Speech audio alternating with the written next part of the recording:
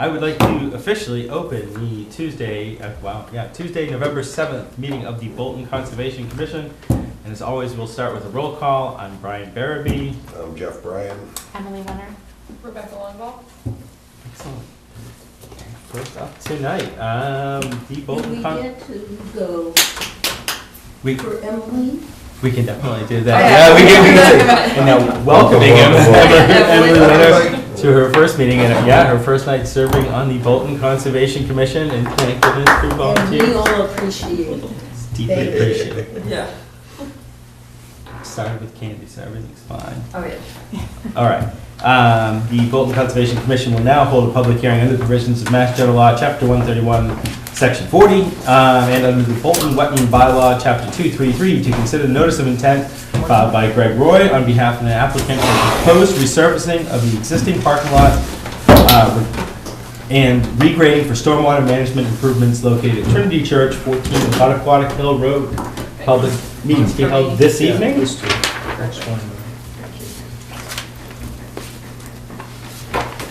you want to introduce yourself, Thank you very Greg. much. My name is Greg Roy, Ducharme Dillis, and I'm representing, as referenced, Trinity Church.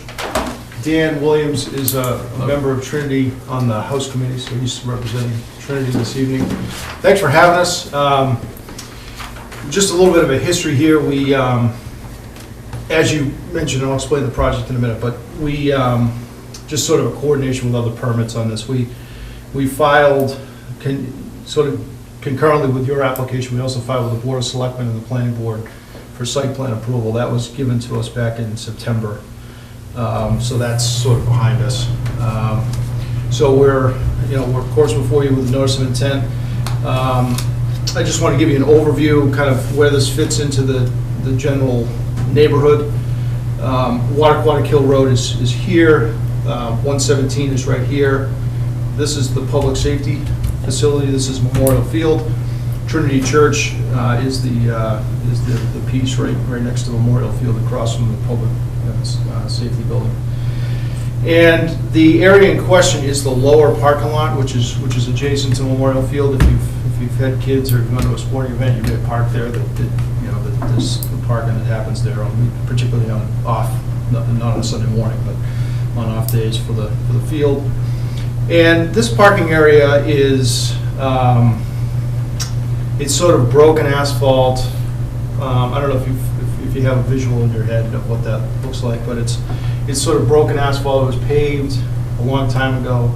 There was some recycled asphalt product that was placed there quite a while ago, and it's just pretty. At this point, it's getting pretty torn up when they plow it, and it's getting very difficult to maintain. So they are proposing to resurface the lot and pave it with conventional paving. The existing width of this, and I'll turn the page over and give you a little more detail in a minute, but the existing lot is approximately what's shown in dashed right here. That's sort of the gray area. Yep. They are proposing to add a few spaces, a bay of parking on this side, and also a bay of parking over here. And I'll, at that point, I think I'll flip this over so I'll be able to explain this a little bit better for you.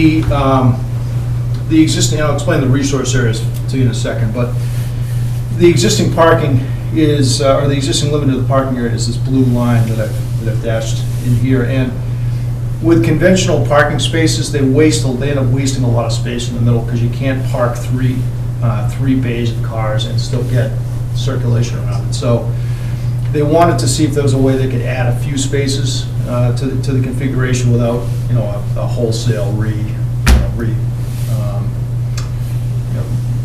redoing of the whole area. So for pretty simply, we can add a bay of parking in this area, and we can get traffic circulation around and add another, and add a sort of stripe this thing so it makes a little bit more logistical sense. And then for pretty simply, we can add a bay over here and get another 9 spaces in there. So the net addition would be a total of about 5,000 square feet of additional parking area over what's there today. Of course, the whole thing would be paved. We're here today because there's resource areas in question. We actually, think it was in the 2009 timeframe, or 8 timeframe, I can't remember, Oh, right. maybe 2008. We filed with your board for some additions for the building and received, honestly, can't remember. 2008.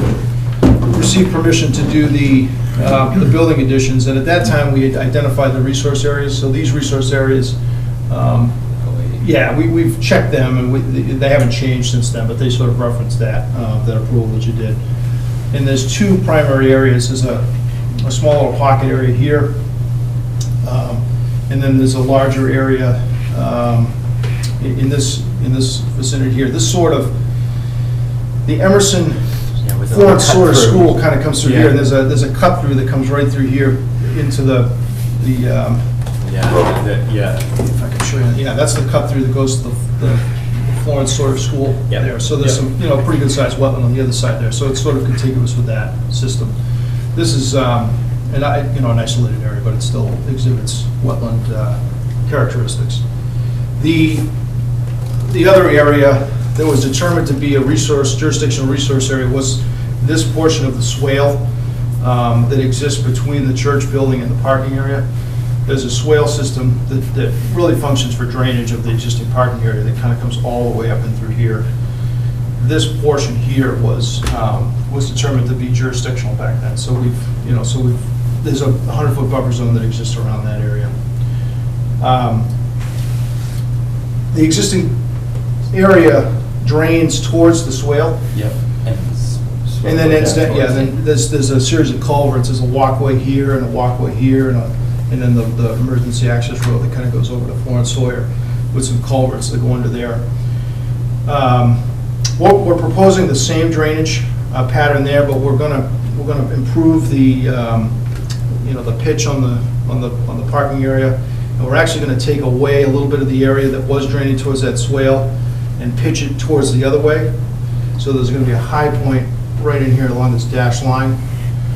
So this section would continue to pitch that way. This section would pitch this way, and we'd be adding some new stormwater treatment through a swale and an infiltration area to take the drainage from that portion of the parking area.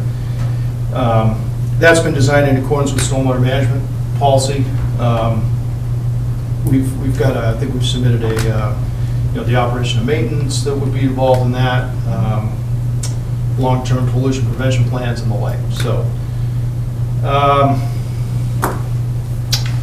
we've kept that area outside of your 25-foot resource area, and we've kept the limit of the infiltration 50 feet away from the buffer zone, which is a requirement of the stormwater management policy. So way back when, when Jeff was still here, we had the other Jeff, excuse me, we had a site walk. Rebecca and Jeff and I were out there, I think it was maybe the 4th or the 5th of September, so right after Labor Day. Yep. And identified a couple things that I'd like to see on the plan, which we've actually added to this plan, and I've given you updated plans here. That's what this is. Rebecca, yeah. And the two things that we've added were to show the existing trees that would be within the limit of removal. So we've added those on the plan. There's a lot of poplar trees out there, which are kind of, I don't know if we're call it a junky tree, but I mean it's a poplar tree. There's not a lot of nice hardwoods out there. There's some ash, a few poplars. There's a few pine trees.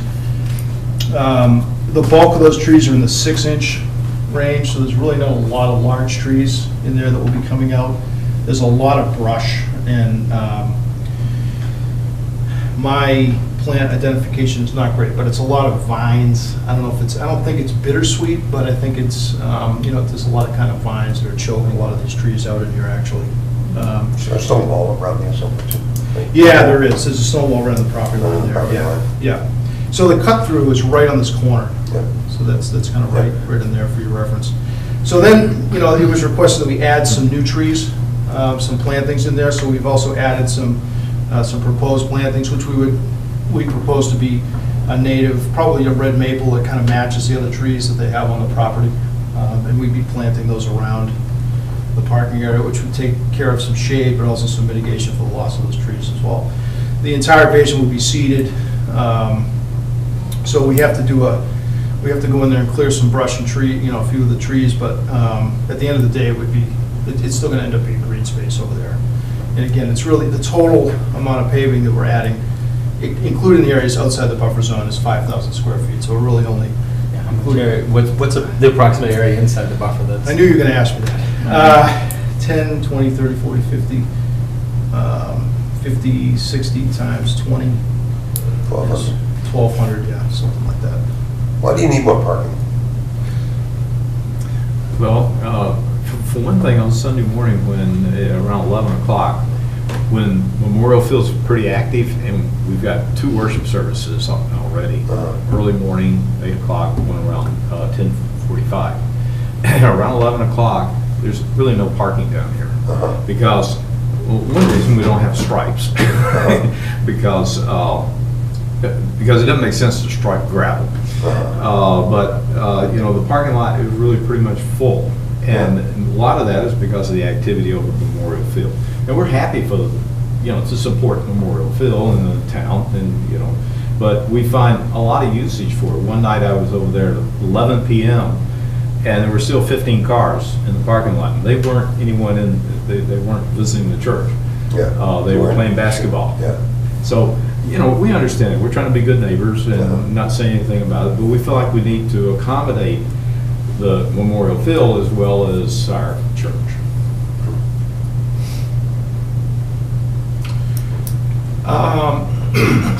We're going to be, the only other thing I wanted to say, I'm sorry. Did Jeff ask that question?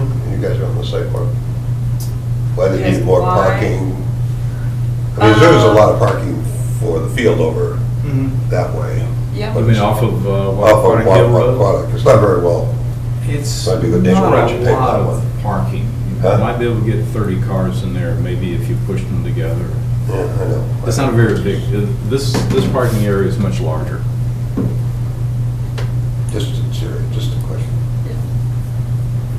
So the only other part of the proposal is from this, like I said, we're not touching this swale, but this portion of the swale here, we're gonna lower that a little bit so that we can get a little bit more, we can get some larger pipes under here.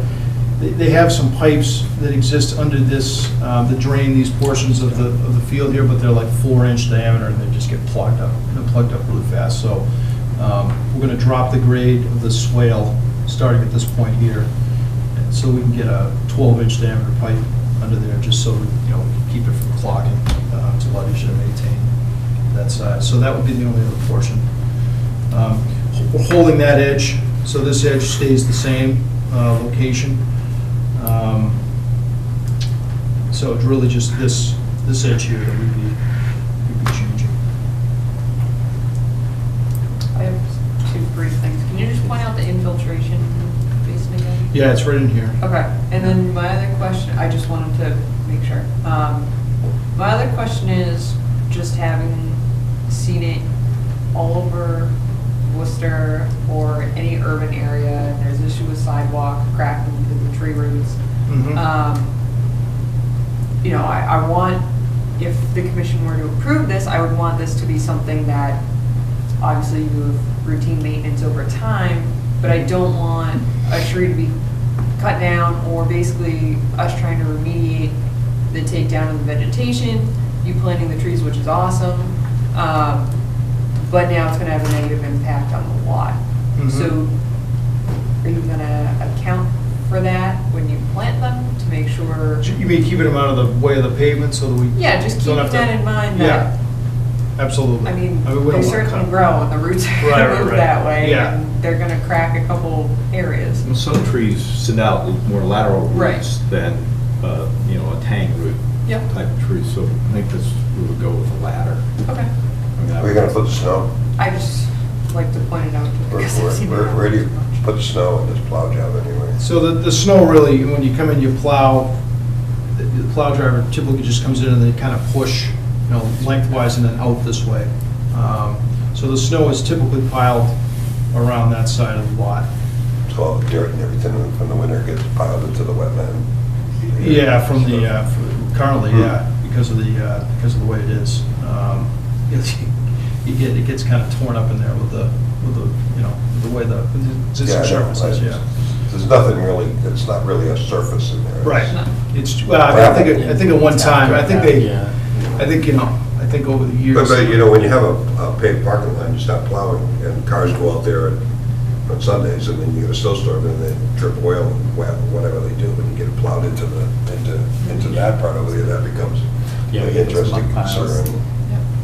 But, I mean, currently, when we're out on site, it seemed that it's plowed over in that area anyways. yeah, but now you're getting more cars in there, so you got more Oh, I understand, stuff. but maybe if it's a more defined area, I understand you're gonna be plowing into it.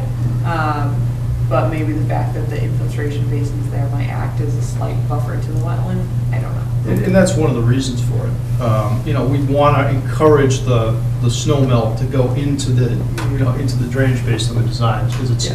it's intended to sort of treat that. You know, the forebay we have here removes sediments, you know, prior to discharging it. We actually do not have a direct discharge here either. This is all infiltration. So we don't have a pipe, you know, for the discharges on this side into the wetland, which I think is Right, so what it looks like there, if the plow guy came in, the first thing you do is drive down here, just go that way, that way, that way, that way, that way, as Yeah, fast as you you could, usually- as opposed to going that way, that way, that way. Actually, yeah, actually. It's hard to tell, but, They huh? can't, well, the way that, yeah, who knows? The Who guy that knows, does it now, yeah. but I mean, the guy that does it now kind of comes in and pushes this way and he just keeps kind of going Doing with that. that. And then you're exactly right, then he gets his area here and he pushes straight. yeah. So there ends up being a pretty good But, bang. you know, plowing is, you know, plowing up cars that are dripping antifreeze and stuff in the wintertime is an issue, I think, you know, I mean, it's got to be Doesn't say kept clean proposed somehow, road maple you know. They're talking about it with driveways, planting. and they try to Yeah, I was figure just out curious to see not if to. Yeah, I mean, It's an issue. They're on there. but Yeah, what I they would do think- for a tree. I hear you. Yeah, I mean, I don't The, know how you solve it, but it is. Yeah, well, Asking part of it's about by, you know, having the stormwater. Fewer management. cars. also. Well, but that's what I was gonna say. I mean, there's a heavy. There's a fine line. Well, there's a heavy need for it on Sundays. Yeah. But unlike, Yeah, I know, the rest of the week it's But empty. there are some. You can so do, I unlike mean, that's a gonna be parking lot basically of equal grass. size that would be at Right, a and shopping left center. Stuff, as yeah, such. that's different. It'd be a little, you know, it's a little less Yeah. restricted, but I understand. your point. Yeah. I just- Just a concern, Yeah. to be thought about, but. I don't know if that affects Did you have? what you're Yeah. infiltrating or I was just curious about the planting plan, to see what trees were listed, if they listed the type of tree. Oh, yeah, it's coming out? Yeah, I Yeah. know, some people had asked too about what was gonna be replanted there, if it was gonna be stripped, Yeah. what was coming up. And it's basically just those trees for now, right? Because Yeah. looking at the basin there is basically gonna be grass, it's really the only. Yeah, option for we it. usually Still do like a, areas. I don't want to call it a meadow mix, but there's sort of a stormwater mix, Yeah, stormwater basin yeah. mix that has, you know, some, Hardy stuff that's, Yeah. yeah, from here. Yeah, it's, it basically is what it is. It's just trying to see if there were any other areas, if we wanted to see plantings go back in. Mhm. And we're open to it. But I'm not sure, trying to see on the plan if that's I tried this possible. basin. Yeah, I think where it would help only- instead of hurt. The only other area would probably be down by the resource areas, but, In here? yeah, but it looks like you're leaving that vegetated, so Yeah, unless you're it's already- gonna yeah. supplement that with anything, and that card path, that's emergency access way, so you Yeah. have to keep that open. Yeah, I tried to put them in the spots where I thought we could get them. I mean, this I saw as a, you know, we're kind of pulling that back, so this I saw as a good snow storage area. Yep. You know, it's quite dense in there. I mean, Yeah, it's it very- is. Yeah, it would be more. So like, unlike harmful than helpful. some areas where you have vegetation, you could go in there, and you could, if it's sparse or something, you could go in there. Right, yeah. But it's But not. I just want to see a point, yeah. No. But if you didn't think we had the right ratio, we'd be happy to add a few, or, I mean, maybe we could put some, I don't know, yeah, we'd have to think about it, but we might not be able to get them over here, but maybe we could put them at other points on the property, you know, in the buffer or on the property. And maybe we could come over here and put some or something. Or we could put some maybe back here, I don't know. Yeah, I could possibly, and to Jeff's point too, like with the operation and maintenance, but it's hard to have it plowed any other way, but it really is not ideal. No. That it's just gonna be dumped and piled right there to melt right in. You know, and I'd say to look at something operation and maintenance plan, but half the time that's just lost with logical Well- plowing. You know, it's hard to ask a Lights plow in there, driver to do too. something different. So you're gonna put the street light there and there. Yeah, they have some street lights, all, you know, some sort of ornamental type lights around the other part of the parking lot, so they want to put those in.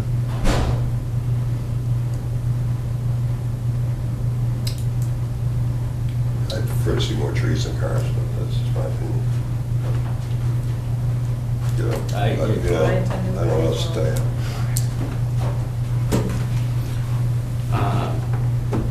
Any other questions? Yeah. I don't have any questions, no. Okay.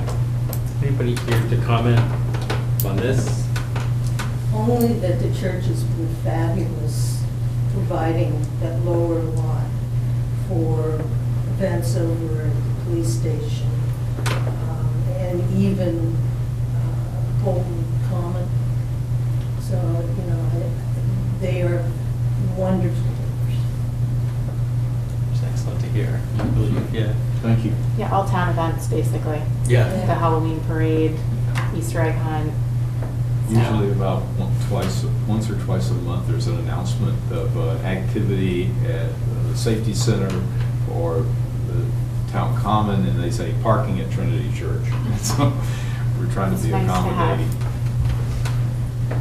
You know, and there's also the senior citizens meet down here and. In the parking lot. Trail, yeah. And there's a I agree, you know, that's not the issue. I don't think that about what kind of a neighbor you are. It's, you know, when you put asphalt on it,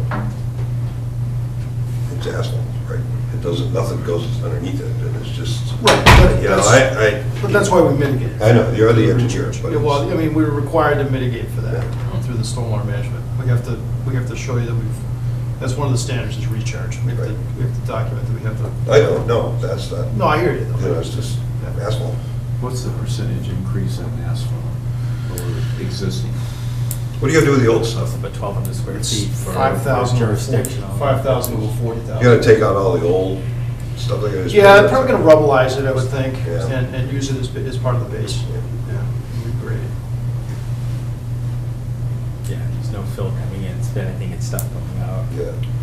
Yeah, Well, they may be a unless little they bit. have to I think degrade it, yeah. we are raising it a little bit in the middle here, just to get the slopes to work. Yeah, pitch. So they're gonna bring in a little bit, and then obviously the asphalt top course, you know, base and top course. But not much, not a lot of earthwork, not a lot of big cuts and fills. But actually, you're right, I mean, we'll be excavating in here, so that'll be removed. So I think there will be more offsite than brought in. Did you, I think you had your, That's my questions. On the site visit, there was a question about which way it was draining, basically, because there was some confusion about when we looked at it, we were looking at it the wrong way. But you've obviously clarified that then and now. Yeah, it's really flat, but I mean, Yeah. basically, you can kind of see the existing contours kind of come like this. Yeah. There's an 86, so it sort of drains like this. Right. So it sort of slopes a little bit this way and towards the swale, Mhm. but it's just over time, it's just gotten so torn up that it's Yeah, just. I think sure. to Joe's point about the plowing and that concern, which it's a completely valid concern, and I agree with you. It is also, though, when you have a surface that's degraded to this point, you're picking up almost more larger granular material, not larger granular material, but larger material being pushed over Pushing. there. I agree. I think that from the looks of what, and I've been over there a few times, they do need, and I always Yeah. wondered why it wasn't blacktop. But now I understand, because you did it 10 or 12, 15 years ago or something like that, it's degraded. So it needs to be done, you're right. Yeah. It's just a question. When the Bolton Fair was on Memorial Field, Yeah. this was the parking that I think the town contributed to the asphalt or whatever that was there. It goes back a ways. Well, I'll leave it up to you guys. I don't really have any other questions. As I Well, I say, mean, the project kind of needs to, it needs to kind of happen. Yeah. And it seems like with the space you're working with, you're doing what you can to mitigate. 3, 4, 7. It does need to be done, Brian. Yeah, And the best way to get these folks know what they're doing. But the only thing I question is why you need more cars there, but you need more cars everywhere. But it's done.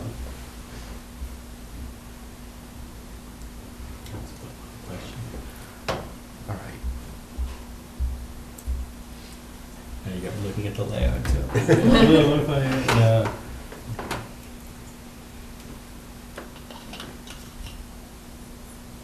I can see another way. If the parishioners ride bicycles, it's everywhere. I don't know. I don't know what what else to say about it. I mean, and it does need to be redone, because you're right, it just puts bigger junk into the resource areas. But whether you need more space for more cars, I don't know. But Well, it's not mine. I was trying to figure what design-wise, because part of it, like if I'm correct, right, this is non-jurisdictional to us, right? Anything outside the red. Right, so Just that. So really, it's these spaces here that you're. those 5 spots. So I was trying to think if you could angle that in to make the curve around. And it looks like you have what's a fairly standard curve without trying to make people do crazy angles. Right. So it'd be hard to try to get those 5 spots back, was part of my thing, because it's usually one of the ones we look at with a lot of lots and some of the projects is, can we shrink the lot down and how many car spots do you really need? Yeah. But for this one, I think it's just that corner, really. Good. All right. That said, That's I'd it. like to make a motion that we approve the notice of intent for 14 Wattaquatic Hill as revised and submitted this evening. Do I hear a second on that? Second. All right. All those in favor? Aye. So approved. Thank you. Appreciate your time. Thank you very much. 2:30. Keep it rolling. Do you want to sign the draft now, or do you want me to add anything? It's very generic, but did you want to add anything about the snow removal or anything like that? Besides Yeah, what's for already sure. in there? I think we probably keep our standard. I don't know what you can add to it.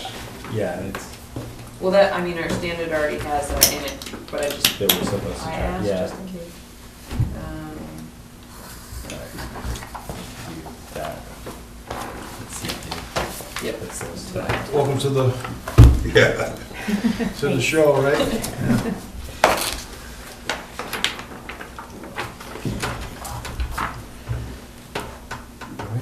I'm actually not sure I've been here since Rebecca, since you've been here. Have I been? Since I've been here? Have I been Yeah. here since you've been here? Yep. It's been a while. Maybe It's been a while, once, yeah. maybe Yeah. once, no, multiple times.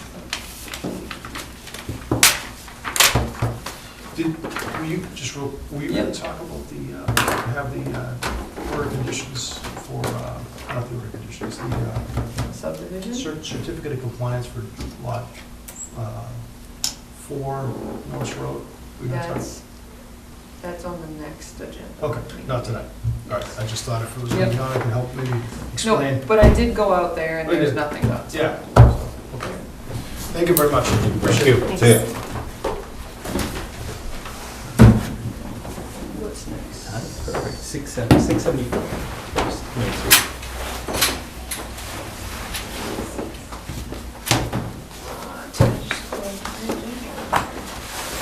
Possibly.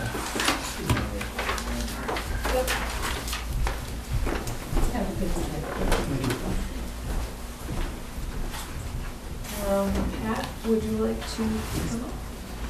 The Bolton Conservation Commission will now hold a public hearing under the provisions of Mass General Law, Chapter 131, Section 40, and under the Bolton Wetland Bylaw, Chapter 233, to consider a request for determination filed by Pat Van Settler for the proposed stone wall on the property located at 674 Main Street.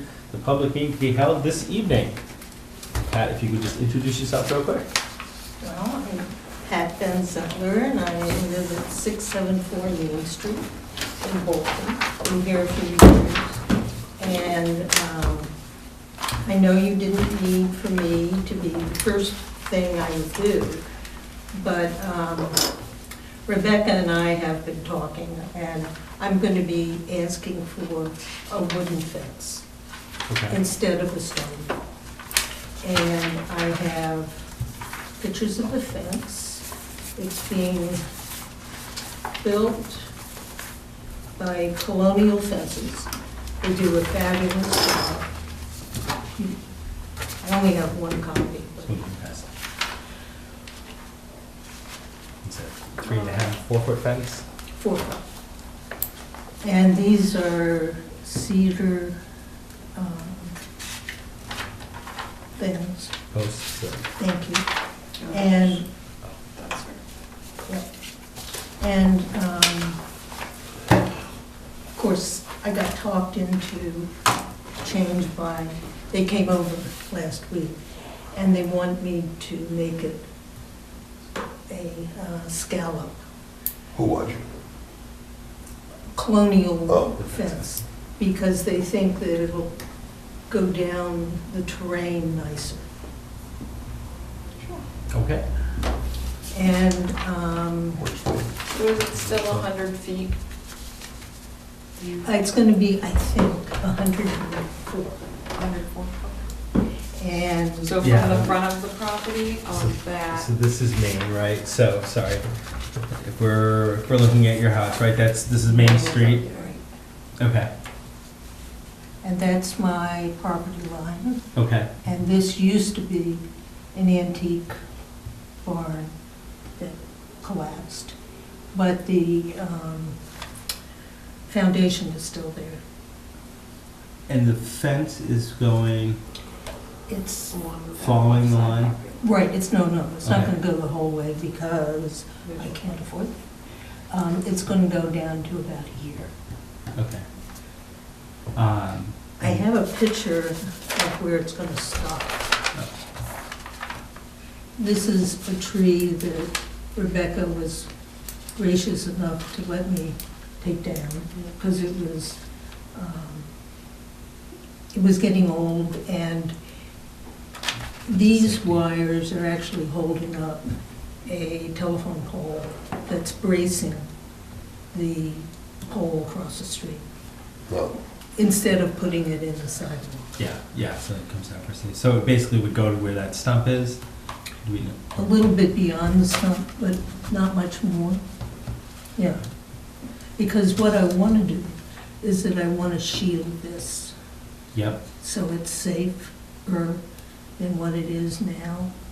So that the fence would go, So the stump's probably about here, I think, okay. if I'm picturing this properly. So you're saying you're coming down the property line 104 feet, and it Mhm. ends just beyond that? And the stump's on your land? Yeah. yes, And then also hers, Jeff, were you out on the site visit we had next door? Yeah, the one next, 670. Yeah, so- Yeah, Her lawn actually extends a little bit further down. Right. And so the wetlands really like down here. yeah. So I guess that was gonna be, my question was, do we know how much that fence is jurisdictional? Yeah, it's jurisdictional because it's in the within the 100 foot. Of the, all right. Basically, all those properties are within the 100 foot. Yeah, it's gonna go right up to it. and just to mention, historically, this was a farm, and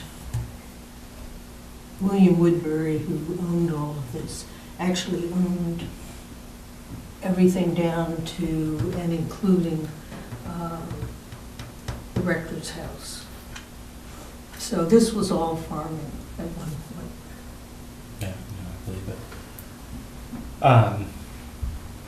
The area where it's going, is it all existing lawn currently? Yes. All currently grass lawn, and it's one post every, do they give the dimensions? Looks like 8 feet, right? Yeah. Just there's Looks like 8 8 feet. I'm sure they probably, Yeah. Okay. Oh, please. So it also doesn't go all the way to the wetland, so you still have wildlife movement, because, and you're not in the, you're not under the, I can't even think of it right now, wow, natural heritage. They're Oh, serving it endangered to do for species. rare and endangered species. I think that side of Main Street is out of it, for some reason, but even if it were in it, their main concern is wildlife movement. Mhm. So basically, you can't put a concrete wall there. Well, I am reluctant to tease, but I asked them to put a woodchuck trap in there. Woodchuck trap. No. But that's my problem. Yeah. I think the deer are quite capable Of of jumping leaping over that. Oh, yeah, walking right around it, yeah. You can go Yeah. 16 feet, so. And the rabbits can go underneath. And, Woodchucks will climb over. I'm sorry? A woodchuck will climb over. Oh, They'll find a way, yeah. yeah. I'm remembering this, does this jog out from here, right? It's open lawn basically down to here, but then the wetland follows. Yeah. Trying to think how much space between It's the end of the really- fence and really where it starts to be vegetated. It's Or everything heavier. on 670, basically. Yeah. My lawn is mowed down to about here. And, Yeah, so the wetland sort of like loops this way. and Yeah. comes. Yeah. and then just offset from it. Any other questions? Did you have? You know, when they put a cedar fence in like that, do they consider that permanent? Yes. no. So the permanent thing like a house? or- No, so it's not, I mean, I just was wondering, because it's all made out of cedar, so even if it was in an area, it doesn't add to the, I mean, you could pull it out if you Right. need to. Right, so it's not permanent. so how, at least in previous discussions about other projects, a fence that would sit on top of the ground with weights, that's a temporary structure. Right, this is a So- permanent structure. Technically, yes, but Yeah. it's a minimal structure Yeah. still. And cedar's something road cedar. Yeah. As opposed as though we're not using any treated wood or any junk No, like that. No, not having it stained or anything. Rebecca, did you have questions, concerns? I didn't, my concern was obviously going all the way down the wetland, but we had addressed that already because it's only going 104 feet from the front property line, following the property line. It's clearly maintained lawn, and, I mean, it's allowing space for wildlife movement, along with the fact that it doesn't impede, so you can go around both ends. That's really it, and those questions were answered, so. Deer's thoughts? That's the fence. Yeah, it doesn't make sense too invasive. It would, so this was an RDA, right? Oh, Yes. we should have any questions from anybody attending?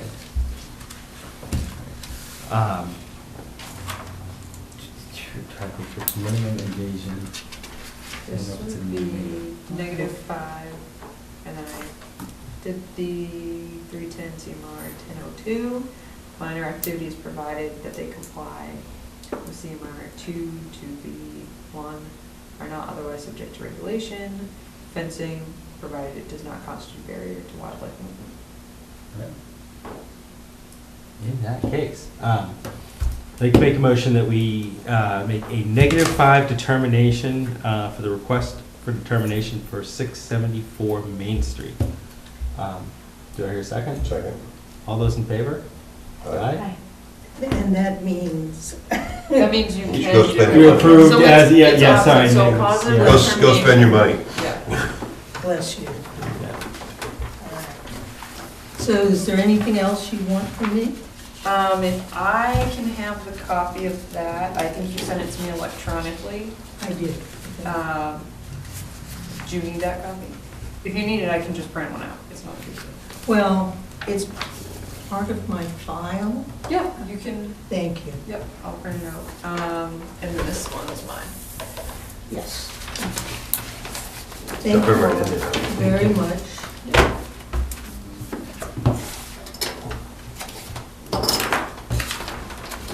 Jeff, do you have a second one?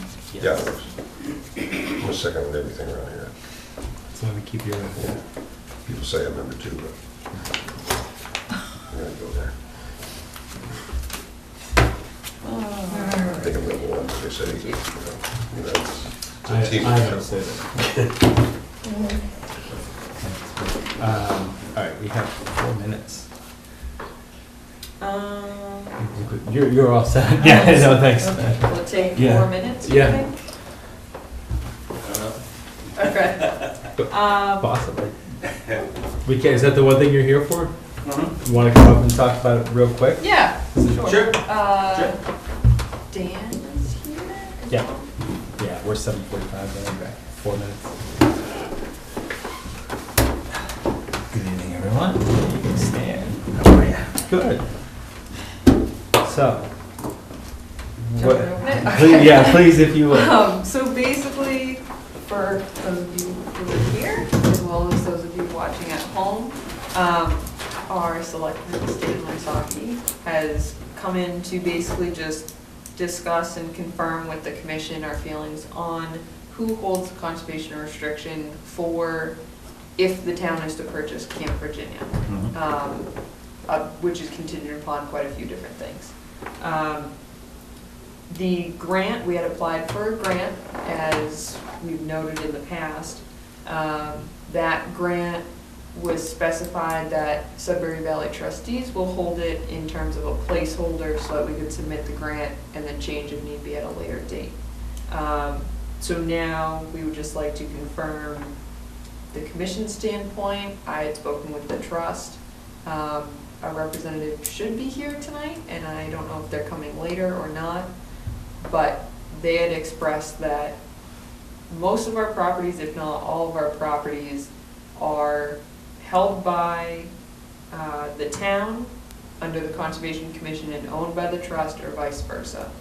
I think there's only 2 cases where the state owns it, or there's a regional organization that owns it, and that's from many years ago. Again, typically it's if the town owns land, the trust holds the conservation restriction, and vice versa. So I'm under the impression that after speaking with the trust and just taking an informal poll over email, that the commission would like to continue that process. So if the town were to in fact purchase the property, if everything goes along, then the trust would hold the conservation restriction. Okay. Just so everyone's aware, I'm here as a selectman, but obviously we're not necessarily making any decision tonight. Since Correct. this has not been noticed as a selectmen's meeting, so we're just discussing what has transpired. Just to give a little more background to everyone here and in the audience and who's playing at home. If you've gotten the warrant, which was mailed to everyone in town, it does state in the actual warrant article, not the summary, but the warrant article, that the way the group who wrote the citizens petition put in that Sudbury Valley Trust would be the holder of the conservation restriction. And to your point, something had to be put in as a placeholder for the grant, and my understanding is that this somehow came about due to the fact that Sudbury Valley trustees assisted with the group in terms of writing the grant. It should be noted that Sudbury Valley trustees has not contributed any funds to the potential purchase of the property. So, I wanted to find out, one, if the ad hoc group that had been doing this work up to the state, had they ever approached either the Bolton Conservation Trust or the Conservation Commission to discuss who would be holding the restriction. And I'm assuming that they did not. They came in to meet with us once early on. Okay. Yep. I can't remember how it was discussed. We had talked about working with Sudbury Valley trustees because they were kind of not pushing, but helping with us to submit for the planning grant. There's a planning grant we get to be reimbursed. Right. And I know they had been working closely with the group out there. Right. I don't know that we ever discussed, I know that, I shouldn't say I know. I'm very confident that, we always have gone with the Bolton Conservation Trust, holds the restrictions on our land, that, if it was put to us, that's the way we wanted to go. Right. But moving forward that night, everything seemed, we were comfortable with everything they were doing moving forward. Right. And obviously, the reason we're here tonight, I think we're all somewhat surprised when the language for the article had come out after it had been submitted, that Sudbury Valley trustees was holding. So I guess my understanding is that either the Conservation Commission and or the Bolton Conservation Trust would be the preferred, based upon your background, would be the preferred holders of the conservation restriction. I don't think there's anything that can be done now. Obviously, it's a citizen's petition, that cannot be necessarily modified at all. It can be modified on town meeting floor, but I think when we get closer to the special town meeting, that information needs to be presented, and certainly, whichever entity would prefer to be the holders of the conservation restriction, probably you'll need to be given some time at special town meeting to discuss that. Because I know I've heard from a number of folks as to why some entity that's either not necessarily affiliated with the town or isn't quote-unquote a friend of the town, why would we turn over the conservation restriction to some third-party entity? Right. And I will, I will point out too, at the same time though, like, I don't want to dump on Sudbury Valley trustees. That's No, an excellent organization. No, At the exactly. end of the day, if they needed to hold a conservation restriction, fantastic. But that would not be our preferred way to go. Right. Far rather Right, keep it with the and trust. and from what I understand, Yeah. that there's really nothing that has precipitated them requiring to hold the conservation, other than the fact that they assisted the group. Yeah. Correct. And they sort of said, okay, sure, Yeah. you could hold it. So, I mean, there's been no funds transferred, there's no No MOAs signed or anything, money anything like that, right. So I think, based upon what we discussed here, the history has been one of the two Bolton conservation entities would hold the CR as opposed to some disparate third party. Yeah. And again, you're absolutely right. Yeah, it's an They're an excellent organization, but we'd rather keep it in-house. Exactly. Yeah. Okay. So, I mean, so right now, like I said, there's really nothing we can do other than night of town meeting floor, whether some amendment has to be made or whatnot, or someone makes a motion to amend. Now, the thing is, once we get to town meeting, the special town meeting, anyone at town meeting can amend Right. that particular warrant article. So, if there's any change that will occur that evening. So. Makes sense. It's possibly one we should discuss, because amending it to have that wording in would seem to make sense.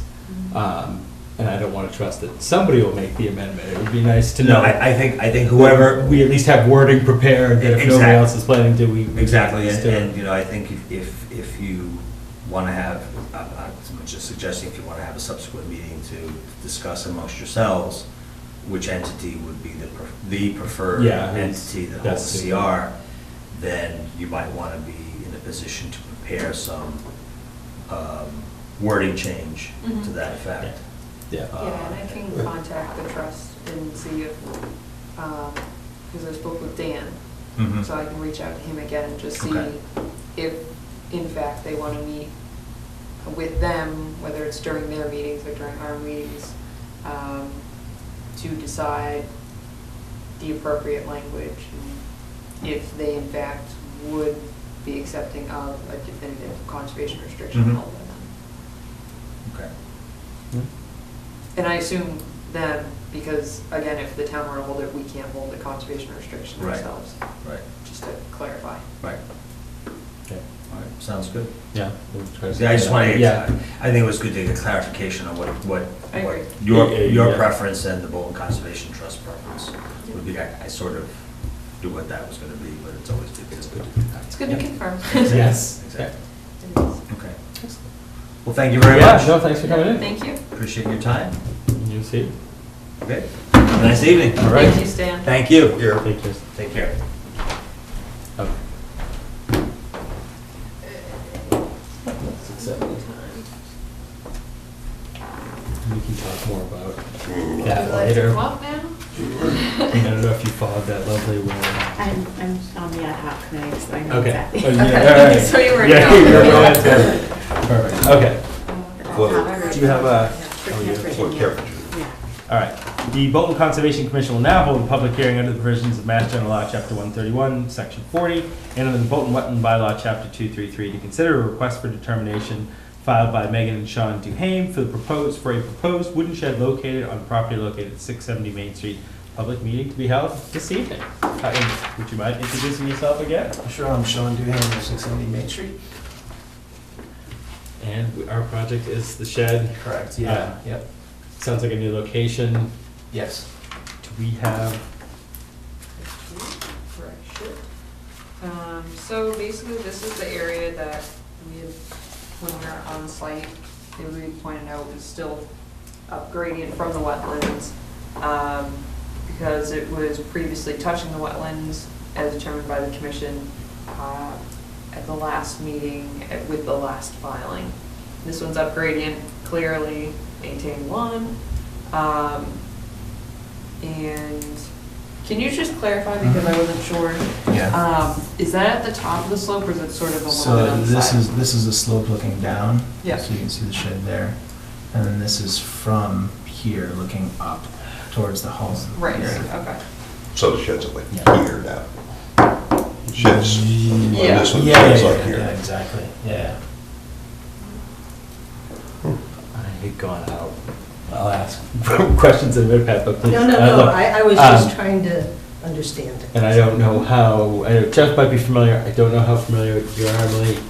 We had, this had come up before, you can see where the shed was originally being built, and it was a little Yeah. too much in the wetlands, so we proposed, asking for someplace to pull it out. Especially right here, it's on the existing lot, so I know, I've been to a site visit, I was out there, I know exactly what we're proposing, to me, that fits in with what we can and probably should be doing, so I'm comfortable with it as it stands, but I don't know if there's other questions here.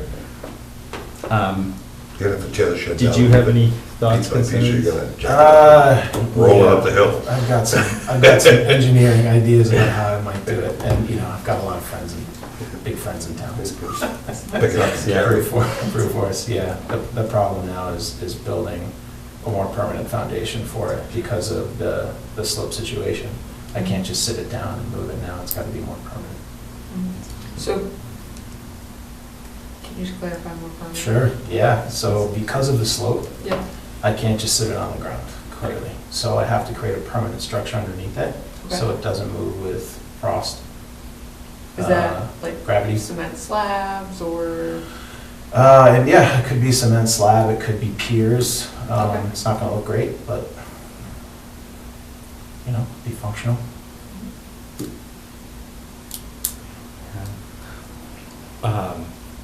Did you have other questions, just that one? That was really it. I mean, I've been out there multiple times. It is clearly maintained lawn. It is on a slope, but it is enough out of the wetlands that it's outside of that 25. But it still is jurisdictional. But again, it's a minor structure, minor activity, however you want to term it. Those houses, like the house right before it, those houses, everything's in the wetland, and they Yeah. have no place, very little place to get Right buffer, yeah. Questions from the audience? Did you have questions? I was wondering, Sean, if you wouldn't mind just showing me your preferred location. So it's Do you wanna- Square. Of It's the the news, square. of the news. Sure. Do you wanna look at the Can you photos? see those? Yeah, if I could, I just didn't understand them. So you're pulling it up here, Now, how close is this to my yard?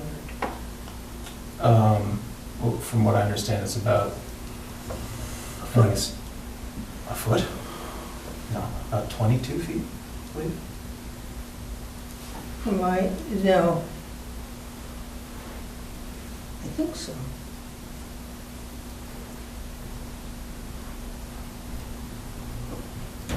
I mean, it's hard for me to judge this, but the stake is right here. And then the other stakes, Are you asking about setback? Is that yours? just from my house. Yeah, that would be a building inspector question. Yeah, That- that would that- be something you could speak to the building inspector about, but it's Alright. definitely not on your property, I can No, say no, that. no, I get that. I just think it's too close, but we'll see what the building inspector Yeah, says. that's, Good. Any other questions? Anybody else here comment on this?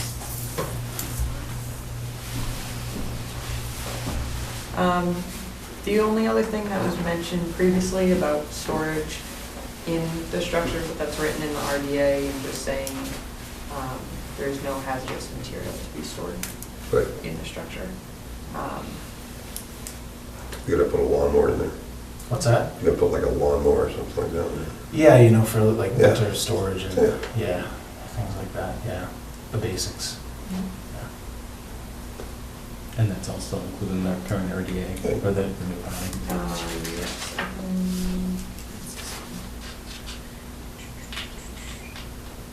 Yep.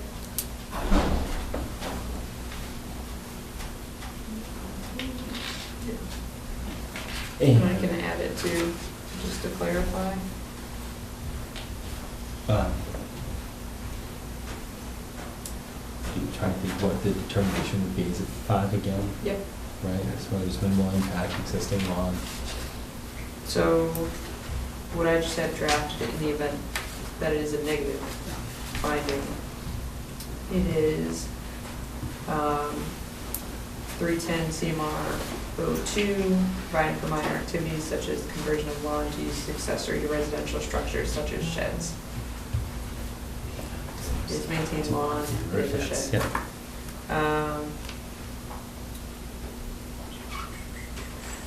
Just want to double check to make sure I have it. Yep.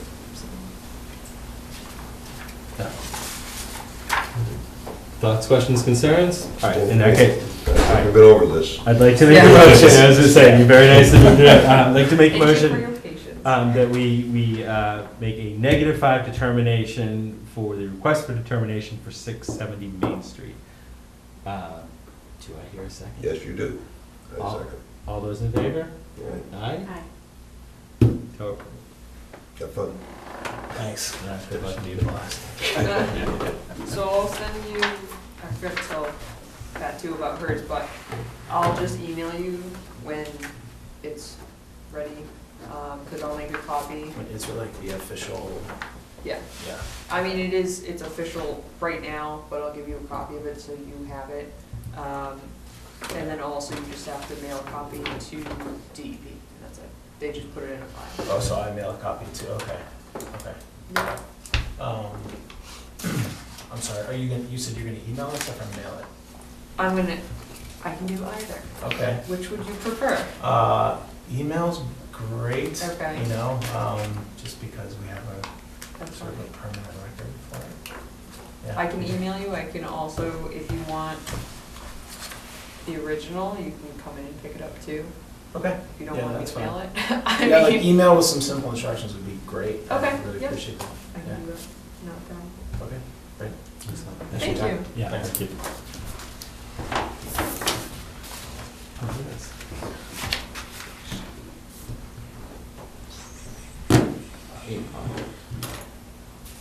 Jeff had it. Jeff had it. Emily, come on. No, I'm just kidding. Because he's been seconding everything. Jenna's gonna be making motions in a week or two. I know, she's Right. gonna be like, okay, I It's have coming. this. I have a motion. You get second next.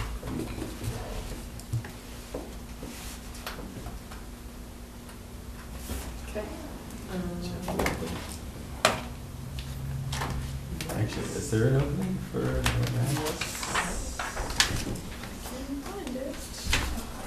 There you go, guys.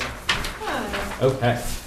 The Bolton Conservation Commission will now hold a public hearing under the provisions of Mass General Law, Chapter 131, Section 40, and under the Bolton Wetland Bylaw, Chapter 233, to consider the abbreviated notice of resource area delineation filed by Val of Goddard Consulting LLC, the property located at 21 Century Mill Road. The public meeting to be held this evening.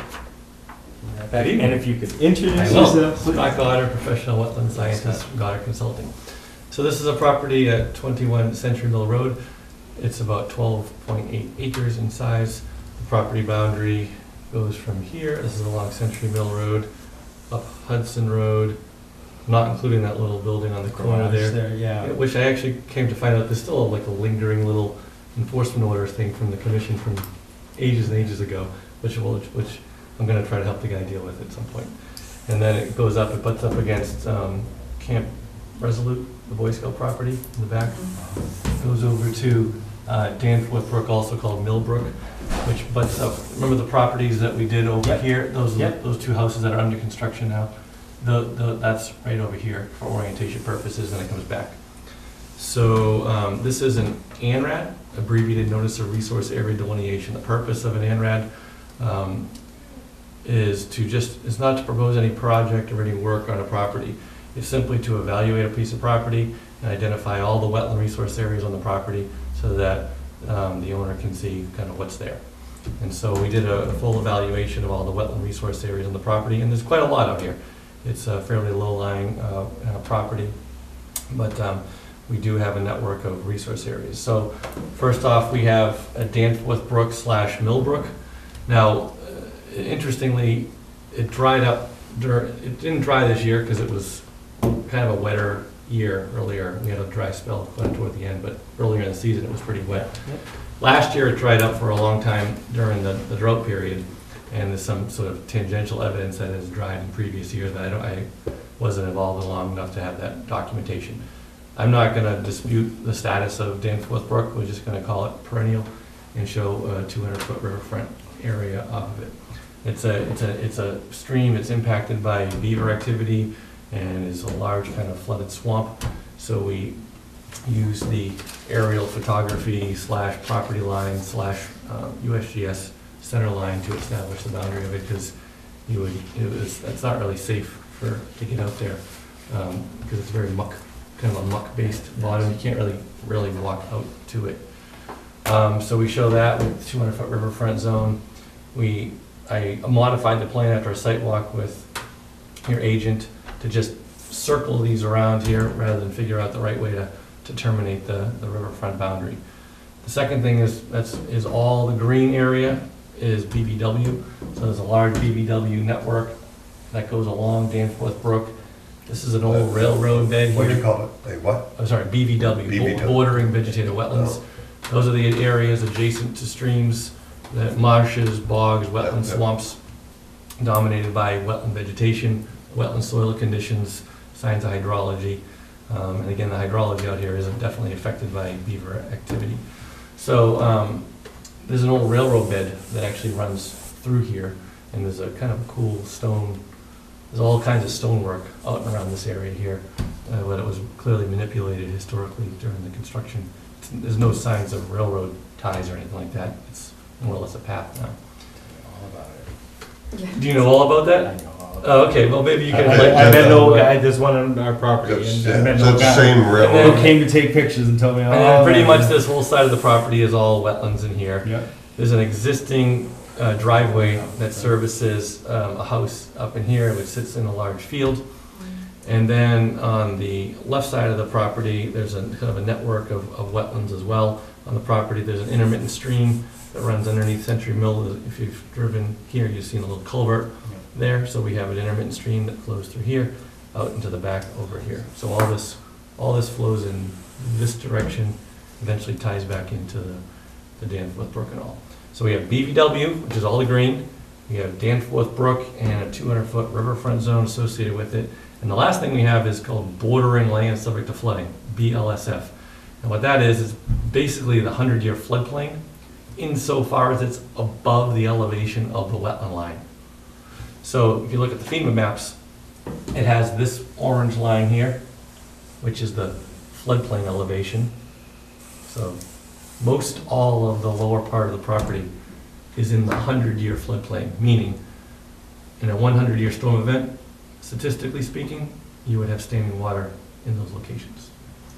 And it mirrors wetlands, but typically where you have flat topography, you'll have BLSF above the wetland line, and that's a resource area protected for wildlife habitat and floodplain storage for activities.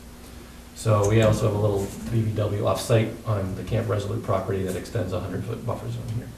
So the three resource areas that we're asking for confirmation of is BVW, bordering vegetated wetlands, riverfront area, and bordering land subject to flooding. Again, that's only established by elevation by survey, not by any ground determination. So the orange line is ground survey by instrument with a professional land surveyor, forestry engineering. I walked the property with your agent, was it 2 weeks ago, 3 weeks ago? Something like that. And we walked the entire limit of all of the flags. I made 2 modifications from the original submittal based on our observations. One was circling out the riverfront area to just make the most conservative presumptions about the extent of it. And then we identified an area of kind of historic stone pile there that sits up high. So we just should call that out because the area in here is above 310, which is the floodplain elevation. Yeah, that area specifically, he actually brought up a good point. When we were out on the site visit, it looks just as you would expect if someone went and dredged out the pond. At one point, maybe it was a farm field, I don't know, and you just pull it back or dump it in that area. So that's why it's a raised area. The one question that on the site visit, and maybe I heard you wrong, but I thought you had said this was a perennial stream and you didn't know why they determined it as intermittent, but I may have heard you wrong. No, this is definitely intermittent. I mean, I hardly ever even see water in it. It's dry all the time. So this is shown as perennial. Yes, I understand But that. I believe this actually could be intermittent. Talking to property owners over here, this has a history of going dry, Sure. but it's too much trouble. Yeah, and that was hassle. already It's defined not- by the other 2 lots Yeah. even, so that's. So it's not, I'm not gonna suggest overcoming that. No, and I'm presumption. not Yeah. trying to contest that. But this is definitely intermittent. It's shown as intermittent on the USGS maps. It's dry forever and ever and ever and ever. Okay. And it's even poorly defined. It's almost more like a swale, than a legit flowing stream. I mean, basically you have these. So when we had walked it, you could clearly see, I mean, down here fine because there's a Yeah. culvert, maybe Yeah. backs up and flows through, Yeah. but there's a clearly defined channel through Yeah. here. There is. Yeah, and up in here, it's fairly poorly defined. It starts to get more defined in here, so you get this last stretch in here. Yeah. That you have a stream channel, that's bank, Right. intermittent stream bank channel. But it's depicted as intermittent on the USGS maps. Okay. And it has a very small watershed. It's basically just this area is the entire watershed to it.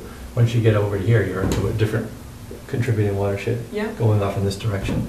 So you don't meet anywhere near the half-mile threshold, square mile threshold that you would need to have that presumption. And by direct observation, there was no need to document it because it didn't meet the thresholds, but it was dry forever. I mean, I think the last time this had water in it. It may have water in it now since it's been raining a fair bit. Yeah, it's had But- water in it through October, because I've driven by for the other 2 lots, and it's been wet. And Yeah. I was looking at another lot further down Hudson Road for other specific reasons, and it's been wet. Yeah, so once we got these 2 big rainstorms, Yeah. it's probably now have water in it again. But, for September, August, July, bone dry. Yeah. That's it. I have to say, usually I'll ask you if you've gone out on the sidewalk. Yep, I was out on the site walk, just sort of to explain the reason why that was looped, and I know you touched upon it, was because, basically the center, one of my questions was for him to just clarify, and I did clarify myself as well, the fact that that center line seemed to follow through to the culvert, But in fact, because it's a ponded area, the characteristics that give you the riverfront area, continuous, stop at the point where it's pond. So that's why you don't see it continued. And he had just explained that you typically make a parallel line, so he said, well, why don't we just leave it out? Which is beneficial one way or another. There is significant. And we moved it also from center line to the edge. Right, too, right, so- right. So we just bumped it up even further. Right. And then there is, so just to fill them in on the questions I had, there was a brush pile that's been there historically, that's over there marked on the plan. There was a small canoe launch that's gravel. It's grown in now, though. I mean, there's not as tall of grasses, but there's vegetation there. But again, that's a pre-existing, historically existing area. The cart paths look like little cart paths. There are, if you come this way, so it's actually not on the property, there are, you can see the rail ties because the grass grows sort of individually, which is cool. The area where the bridge is, that's where the beaver activity is. And there's quite a bit of it. And I know there's beaver activity further down Danforth Brook as well, but as everyone knows in Down this way or Bolton, up that way? both. Oh, yeah. In Bolton, that's an everyday occurrence. But that does obviously affect the water levels, so it heightens water levels when it's dammed up. When it's removed, it goes down. Pretty self-explanatory. I asked him to dig 2 spots on one up here, and he had explained that the vegetation that was surrounding it was when you do the fact neutral, which is basically just showing that it's mostly upland habitat, mostly upland vegetation versus wetland vegetation. It's dominated by upland vegetation. And then on that corner, up actually on the Boy Scouts, but where the buffer comes out of, so that's why he defined that area. Which is actually pretty typical when you have beaver activity. Yep. You know, you tend to see that because water levels tend to come up. Right. And characteristics start to change, but they're still lingering. And then that, I had asked him to take a sample, and there were hydric soils, but the vegetation was about, 4 or 5 feet away. So that's why that didn't jut out. But that's really it. I mean, for questions that I had, all in here, it's very clear. There's skunk cabbage, there's all kinds of vegetation that supports it along with the hydrology. And we did also terminate, that was the other change I made, as I terminated the line here. Oh, yes, so they have the neighbor has maintained some lawn. kind of encroachment, the neighbor house here has a lawn encroachment on his property. Yeah. And it's probably, the lawn goes into the wetland on this property. Yeah. So I probably should have a conversation with him. Yep, Or something like that. yeah. But it seems like they've been, well, for quite some time, so. There is skunk cabbage coming up from the edge of the lawn though. But there is a pre-existing house that sheds pre-existing, the driveway to go up to the house, pre-existing.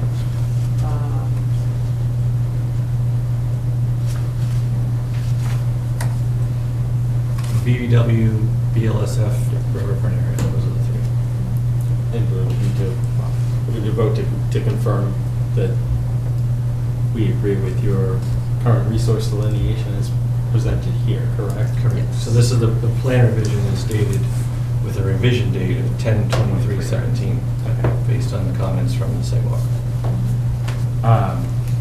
Either of you two have any questions? A lot of times with these, like sometimes we'll have a chance to go out on the sidewalks, which is great. A lot of times I would look to Rebecca on these because honestly she can spot the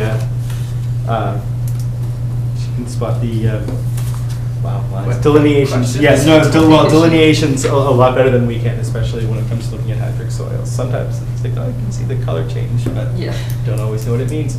So that said, if Rebecca is relatively comfortable with it as it stands, I don't see a reason that we shouldn't approve it unless anyone does.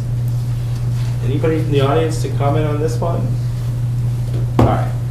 In that case, I'd like to make a motion that we approve the abbreviated notice of resource delineation as submitted at this evening's meeting. And then you have to, what you're issuing is an order of resource area. So make a motion, I would like to make a motion that we approve issuing an order of resource area delineation for 21 Century Mill Road as submitted this evening. 10/23. Revision date of 10/23/17. Does that cover most of them? Yep. Okay, in that case, do I hear a second? All right, all those in favor? Aye. That's what I see. Okay. So it's basically just checked off that it's accurate, that I'm described on reference plans, above and an abbreviated notice of resource area delineation are accurately drawn for the following resource areas: bordering vegetated wetlands, and then other resource areas, specifically riverfront area, riverine, freshwater, forested shrub wetland, and freshwater pond.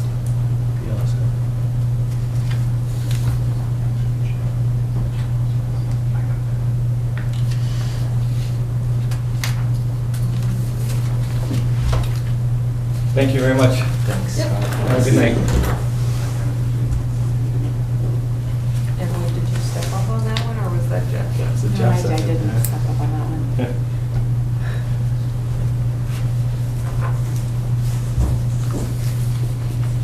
What's the question? What's that question? Who got the second? Oh, I was just asking who says. I saw the picture, and I was just looking at this, I'm trying to figure out where this walkway is, right? Where the bridge is. Oh, that's bridge, that's under, So the railroad went underneath that, huh? no, the No, railroad goes over Over that. that. Over that. Yeah. So So what- over my front. Well, I know where this Yeah, is. But no, but you see like the rocks, you'll see that in my front yard. Yeah, I My know. driveway, I know Same that's thing, what yeah. I'm saying. So Yeah, what was same the company. story, Brian, that you had about the railroad? It's the Hudson Lancaster Railway, right? They built it. It didn't run. And no, well, they ran one train down it to make sure it worked, and it worked, great. And they weren't sure, there was an argument over should Lancaster run it or should Hudson run it? And they weren't sure who should run it, and they decided, you know what? Let's just sell it to the Fitchburg Railroad, because Fitchburg Railroad was big and they had the money, so they sold it to the Fitchburg Railroad.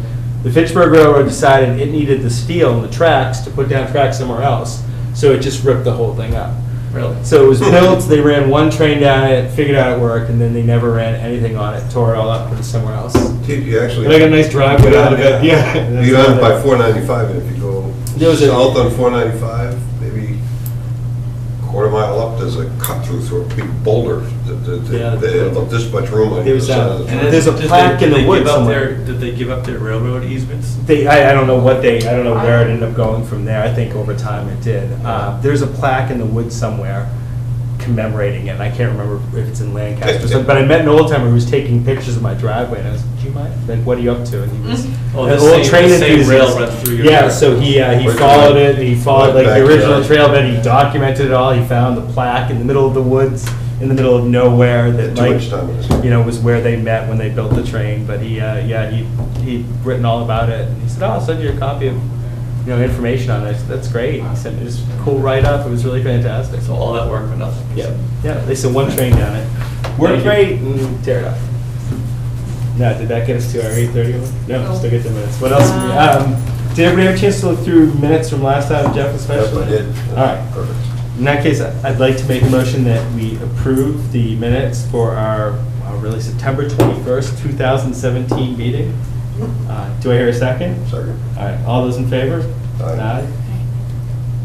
Could you remove Say it's all right. I think we get Wasn't two. here, We get so 2 I out of can't 3. think. Yeah, you Yeah, can't for comment on the anything. minutes. That's why I was like, as long as Jeff knows. Sort of semi-quickly, the open Go ahead. space. from Prosper Development. So we have two.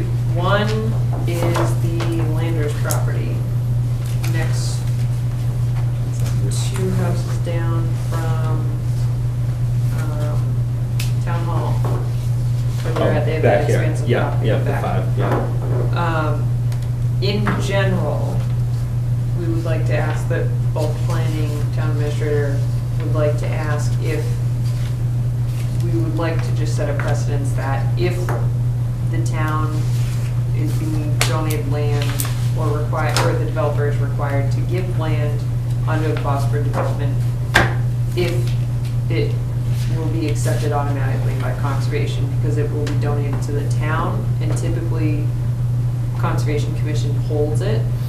So it's Conservation Commission acting as an entity of the town, versus it sitting in limbo basically, and it's not permanently protected under conservation. If it were just the town, which may be okay as well. But specifically, the reason why that was brought up was on that specific property, over on the Landers property, and then now over on Forbush and Wilder, because that will be developed as well. Gotcha.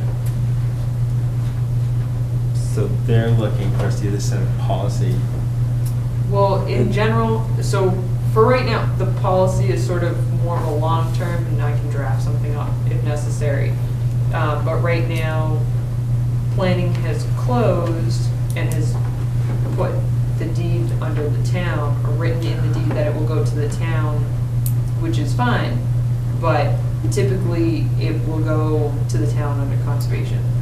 So that's, will the commission accept it, that property, specifically the open space property that we've seen plans for,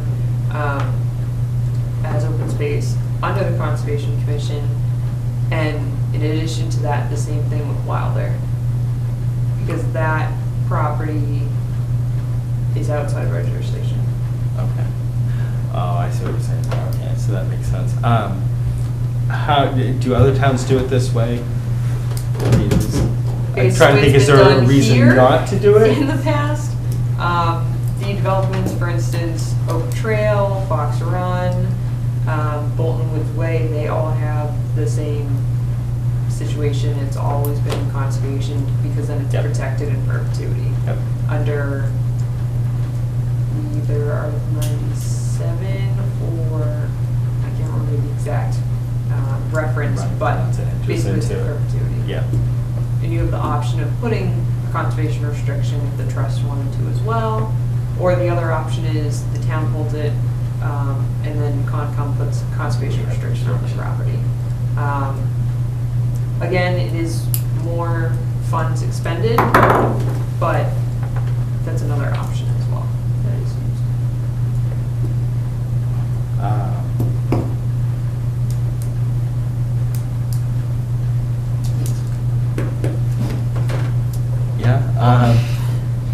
Does it abut the existing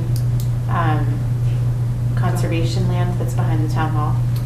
Does it So, touch? That one, it does not touch. There's a small strip of, I can't remember what number it is, but directly adjacent to town hall, there's a small house that's set back. I don't know if it's small or not. But that lot line runs this narrow strip. I think it's maybe 25 feet or something all the way down. You can access it through the power line unofficially, but we can ask permission for that if necessary. But it's more of, right now, no, it's not abutting that. Okay. It does have 2 vernal pools and a kettle pond on the property. So having a kettle pond, that's significant. That's a significant resource area in my opinion, and just with my background. Same thing with the vernal pool. But so typically you look at whether it's providing connectivity to other properties, whether it's basically preserving the rural character of the town, whether it's preserving wildlife habitat or wildlife resources, and then recreational purposes as well. So there's a few things you look at with that.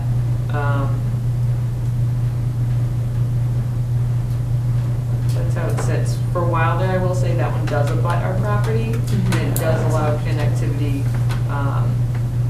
over to, or it would allow connectivity to Four Bush as well.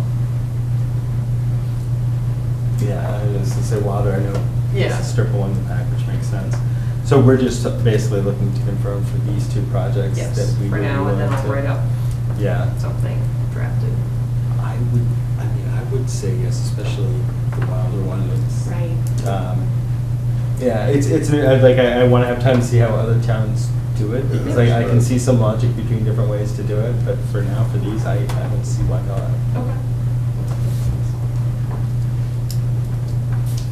Is that okay by confirmation, or should we just do a roll call, or do we have to? You can do a informal poll, so basically a roll call. It's too bad. So the oh gosh, now I'm gonna forget. So the question was, would we accept the open space? Would the Conservation Commission accept the open space being donated as part of the 2 current phosphates? Yeah. Right? And just to pull the existing members here, I for one am fine with that. Jeff, yay or nay? Fine with it, yeah. All right, Emily? Yeah. Okay. Yes. So officially, We're fine with that. Oh my gosh. Promise.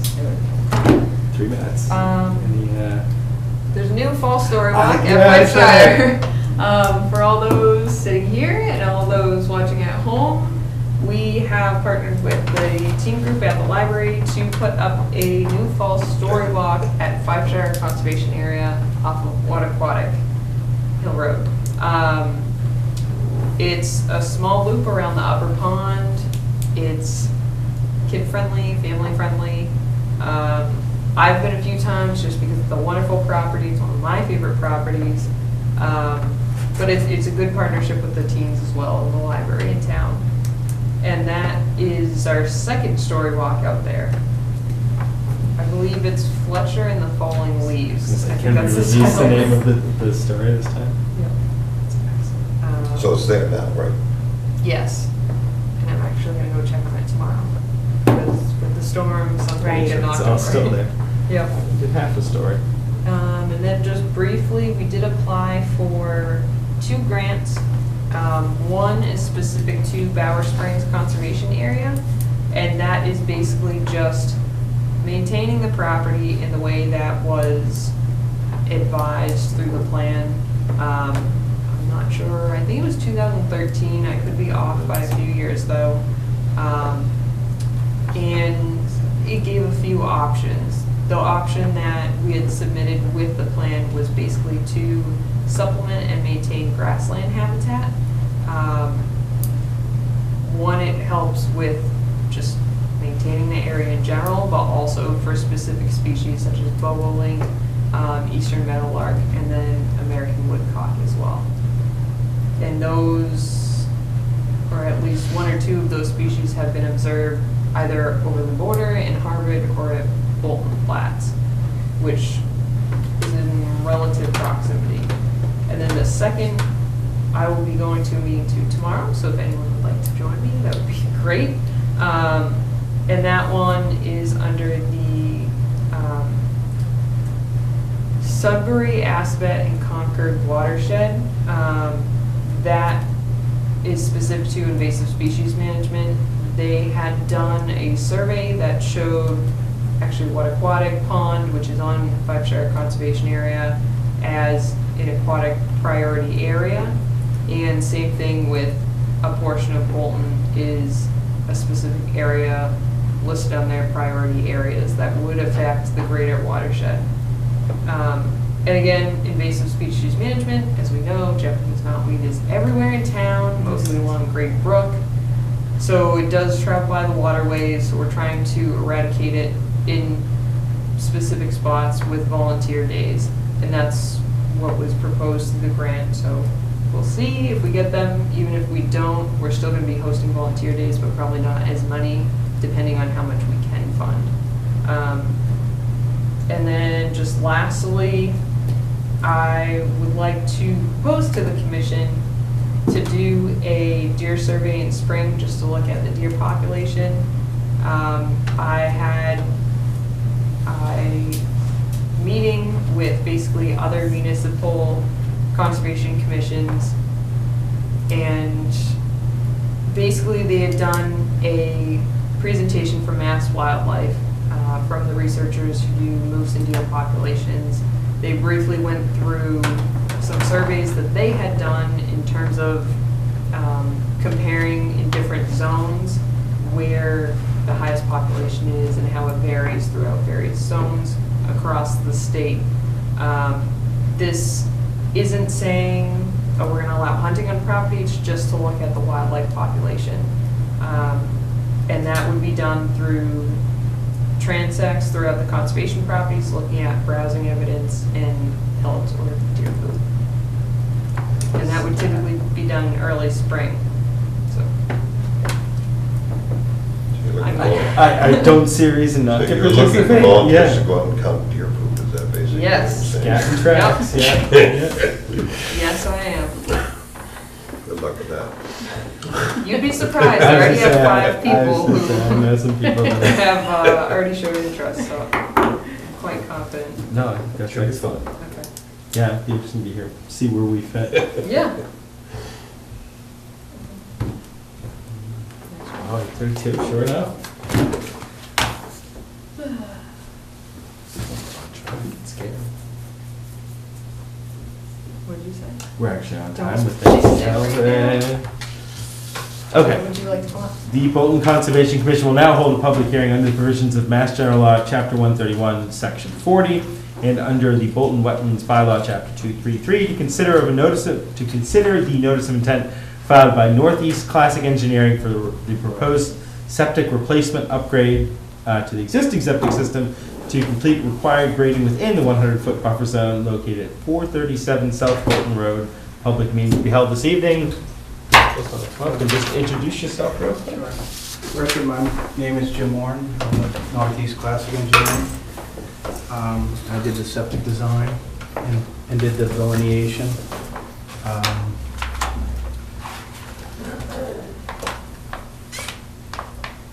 Bill Brookings has reviewed it. He had a couple of comments, but I think he and I were waiting just to see what the commission felt about the design. What we're able to gather to this point too was we had to go for 2 notifications to 2 abutters on wells. The Bolton Conservation has a 100-foot, 150-foot offset from well to septic field. And with the proximity of the wetlands and how we designed this thing, we could not maintain that. We could keep it out at 100 feet. I mean, this owner has one of the larger lots there in that particular neighborhood. But if you look at the road here, we had a well here, we had a well here, we have their own well. They're very small, basically cottages on this side of the road. And if you go to basically the toe of the slope is the wetland. It's quite high in elevation. It starts about 120 around the road and drops down to 96 on elevation. The soils in this area were very sandy, sand and gravel. As it levels out here, it's all outwash. You know, you find that closer to a wetland. The fines tend to wash out. So right now, the system's about in this location here. There's a septic tank here with a leach pit. It is in failure. They would like to sell the home and move. What else? So we did notify this abutter on the well offset and this abutter on the well offset. And I have the green card. For the wetlands, I don't want to misspeak, but for the wetlands, we notified all the abutters according to the certified list. So So in this property, that literally is the only area. I've driven by it and you can see it right from the road. The house is literally up against the road and then it's a drop off and then it flattens back. Yeah, It is the best. I was gonna say, how deep, these are property lands, right? Right. And it's, I know it's like a 25-foot drop off, but about how, what's our, 1 inch is 20 feet? Yeah, it's a so- 1 to 20 scale. So like 120 feet back or so? Yeah, to the wetland, yeah, yeah. My only question, the Yeah. leach field, is that located based on pitch for drain from the septic? It is. Is that basically the only place it can go to get Right, the right it pitch? provides a gravity. Yeah. If you look here, Okay. you know, if we're coming up here, we could still get gravity.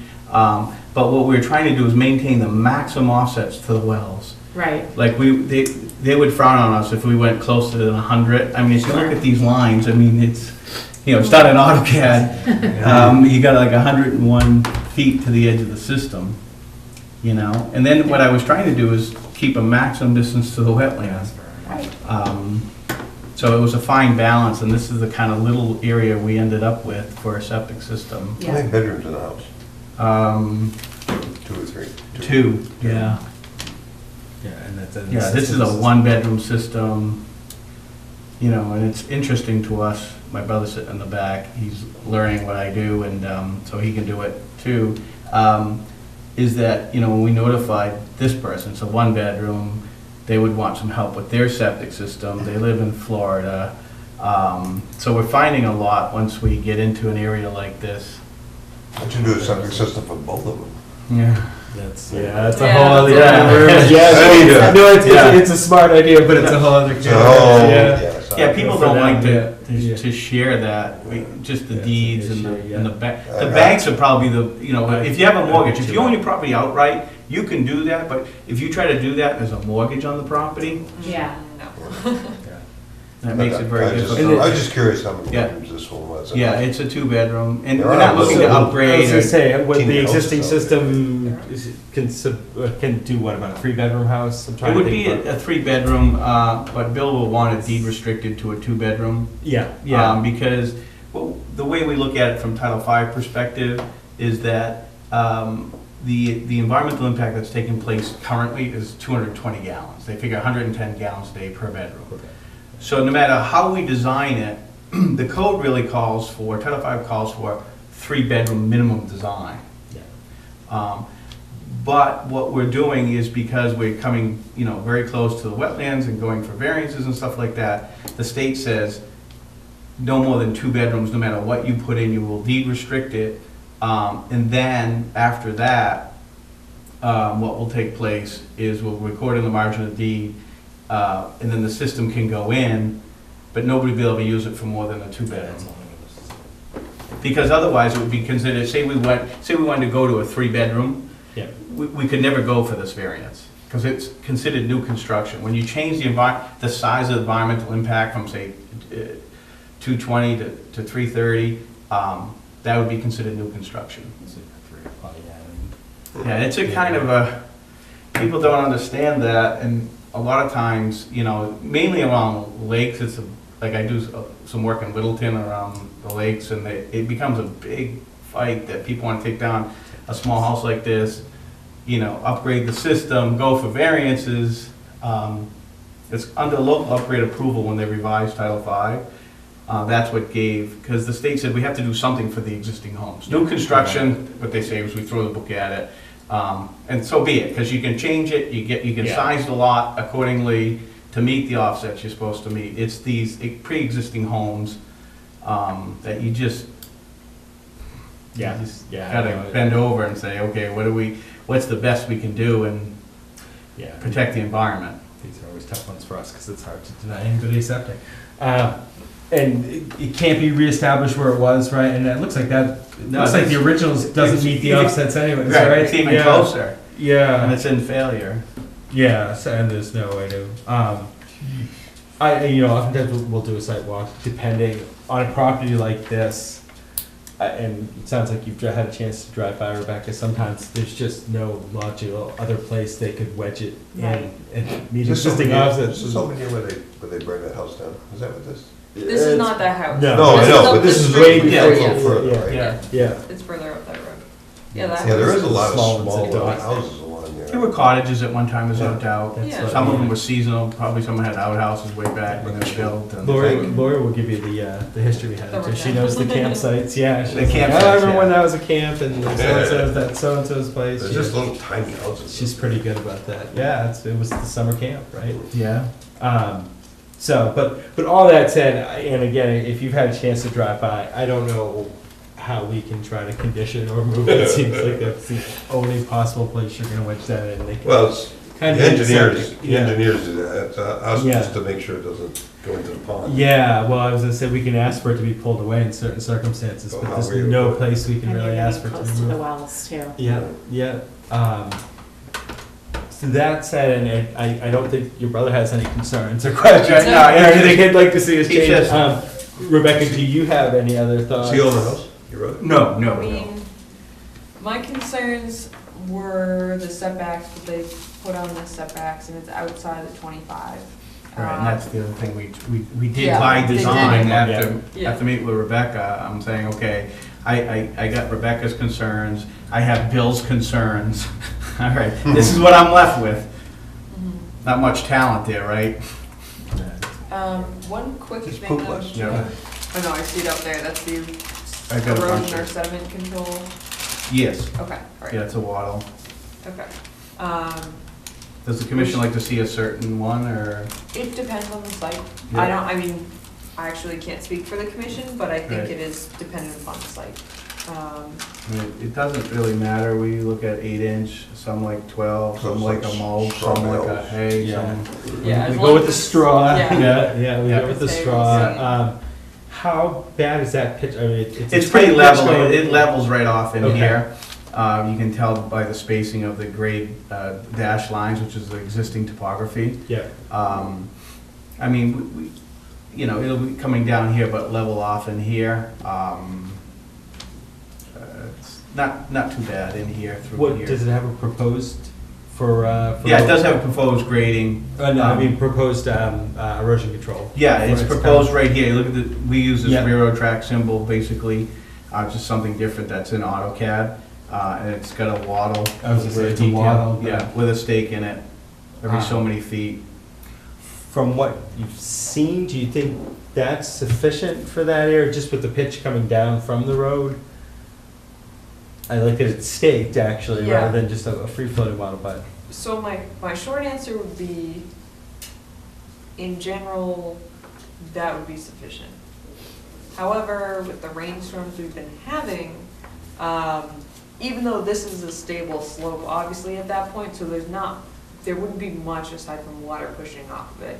So if they, do the work, complete the work, and it's dry and we haven't had substantial rain, that would be fine. And I think it would be fine even with rain because it is staked in place, and I don't think you're gonna find too much coming off of that area, but it's just any disturbed area with soils that are being moved around, you're gonna have some Yeah. movement, but. Yeah, what we typically do under Title V standards is the installer would be responsible for stabilizing, and it happens right after the final inspection and backfilling. We could spec it out for a hydro seed, that way the system is not left. We could use a tackifier hydro seed mix, which will hold even if the grass doesn't come up. That's what I would do the whole disturbed area as a hydro seed spray with a tackifier in it. And then if any of the hydro seed subcontractors one would use today, if they come out and spray with a tack, they'll always come back in the spring for free and respray. They guarantee the growth. So And they- my question is just on that, do you need to leave it lawn? Right now, what's the condition of that? Is it lawn? or It's is it- lawn, it's a crabgrass, vegetation, it's been But they maintained they through mow here. it. Yeah. Okay, all right. This never is mind. part of that easement that comes through. There's a nice easement these people are very lucky to have. There's like 4 or 5 houses that share an easement that's about down here, and they drive in. Like she was saying, when she has company, she has 2 parking spots. Yeah. She tells her husband to take the vehicles and park them down here, Oh, so the okay. visitors have a place to park. But when we came in with the machine, we also came in this way, Oh, wonderful. because this Okay. is steep. Direction. I was That's what I was wondering gonna get- actually yeah, about. That's why it's pretty how we're level doing- in here. It's a sand and gravel, and this house does not use it. This is the last house that uses it. But they tell me it's on the deed, and it's about 250 feet, and it comes around down here. When South Bolton Road comes here. So it is pretty level in there. I would spec out for stabilization anytime in the fall to use a tackifier with the hydroseed in it to be hydroseeded. Because in Title V, we would be responsible for stabilization. Right.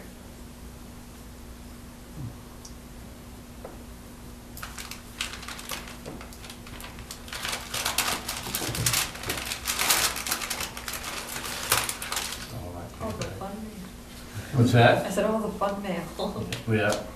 Yeah, people don't pick them up sometimes, you know? So, looking at it through both the Wetlands Protection Act and the local wetlands bylaw, it does fall under the exemption of which states exemptions to the bylaw shall be limited to maintaining, repairing, or replacing, adding to, but not substantially changing or enlarging an existing single-family residential structure or septic system. And then lists a few other things. So I just would like to note that. I don't know if there are any further questions. Like I said, to me, it's the only place that you can put it, meeting both the setbacks to the wells, and just from the topography of it, I wouldn't put it back up on that slope.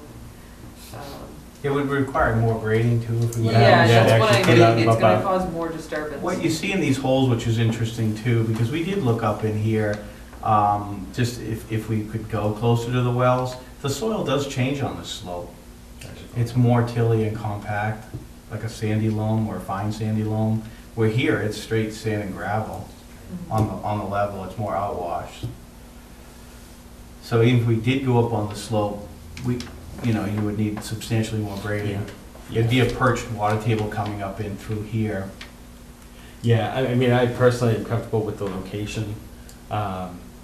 Just curious if there's anything else we're missing or we should be thinking about around it. As far as reseeding, is that on the plans as far as the mix that you? No, we could offer that in the order of conditions. And do you think that's something that would be beneficial? I think it certainly should be reseeded. My thing, I'm not familiar with, or as familiar with the hydroseed with the tack in it. Right. I do know, I've seen it used and it works very well, but in terms of, I'm not familiar with the chemical that's used to create It's that. actually a fiber strand. The tack is okay. a fiber strand.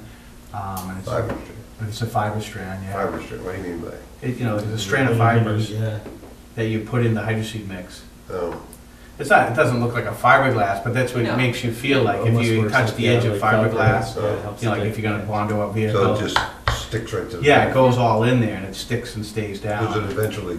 Yeah, the grass will grow up through and Through then it it and then done. disintegrates, yeah. It's one thing that we've learned a long time ago, anytime you're spraying, say after November 1st, I mean, because you'll get some growth, probably to the 21st or maybe the 20th, weather depending. It should be, for good grass growth, it should be about 52 degrees around the clock. Yeah. So you'll get some in the heat of the day, but without the tack, after November, you could start to get, washouts and stuff like that. With the tack, you won't get any washouts. When are you planning on doing this? We don't know. It'd be up to the homeowner. She's waiting for her approvals. We were coming here tonight to get the NOI situated, and then I would be calling Bill and saying, okay, Bill, this is what the conservation agreed to, so what else do you need to get a permit? Okay. So it's not something you need to get done next week? Right. Yeah, they're not living there. Or They're living they there, are living yeah. there. It's in failure, but Yeah. they can still. Yeah. All right. The only time there would be, it's not an imminent health hazard, meaning backing up or breaking out on the ground at this Yeah. time, but it failed the Title V inspection. Caselli Trucking from Hudson did the Title V. They were looking to sell. I mean, the realtor was at the door, they did the Title V, and then they put the brakes on the Good. sale, saying, hey, we have no idea what this is gonna cost us. All right. So I have one additional thing that I was just looking at. Did you get the Mass DEP file number? I know that, the only thing I have is I talked to this lady Helen in Boston. They had misplaced one of our checks, so I sent Right. a new check. Yep. And I didn't hear from her yet. Okay. So, She said that she was just gonna notify the lady in Worcester that it was paid, okay, because that was their concern. Right. They had no comments, but they were looking for the fee. right. And I Yeah, I remember you talked saying to- that, and I spoke to Judy as well, who's Judy? the representative from Worcester. Yeah, Judy said that I was to call Helen Howard, DP Boston. Mhm. I called Helen, and we got proof, we overnighted Helen a check Okay, for the $42.50. yep. So, and I asked that just Right. administratively, so how we can do this, just in options, is you can do it, you can sign it contingent upon receiving DEP file number, which I'll call Judy Yeah. tomorrow and then confirm that. Or it may be online at this point, so that we have the signatures. I put in the language on the, Hydroseeding. Yep, that Yeah. there's hydro seeding and also contingent upon the file number. Receiving, So once the yeah, file number's on it, appropriate it's all Mass set. DEP file number. If that's what the commission wants to do. Gotcha. I would say, I think I'm comfortable with the plan. Yeah, me too. All right. Yeah. In that case, I would like to make a motion that we approve the notice of intent submitted for 437 South Bolton Road, proposed septic repair and replacement, contingent upon language being added about hydro seeding, the completed work, and the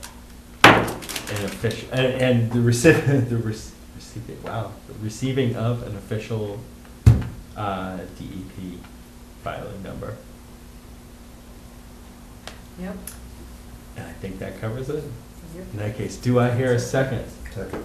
All those in favor? Aye. Aye. So approved. All right, thank you. Yeah, thank you. Thank you. Appreciate your time.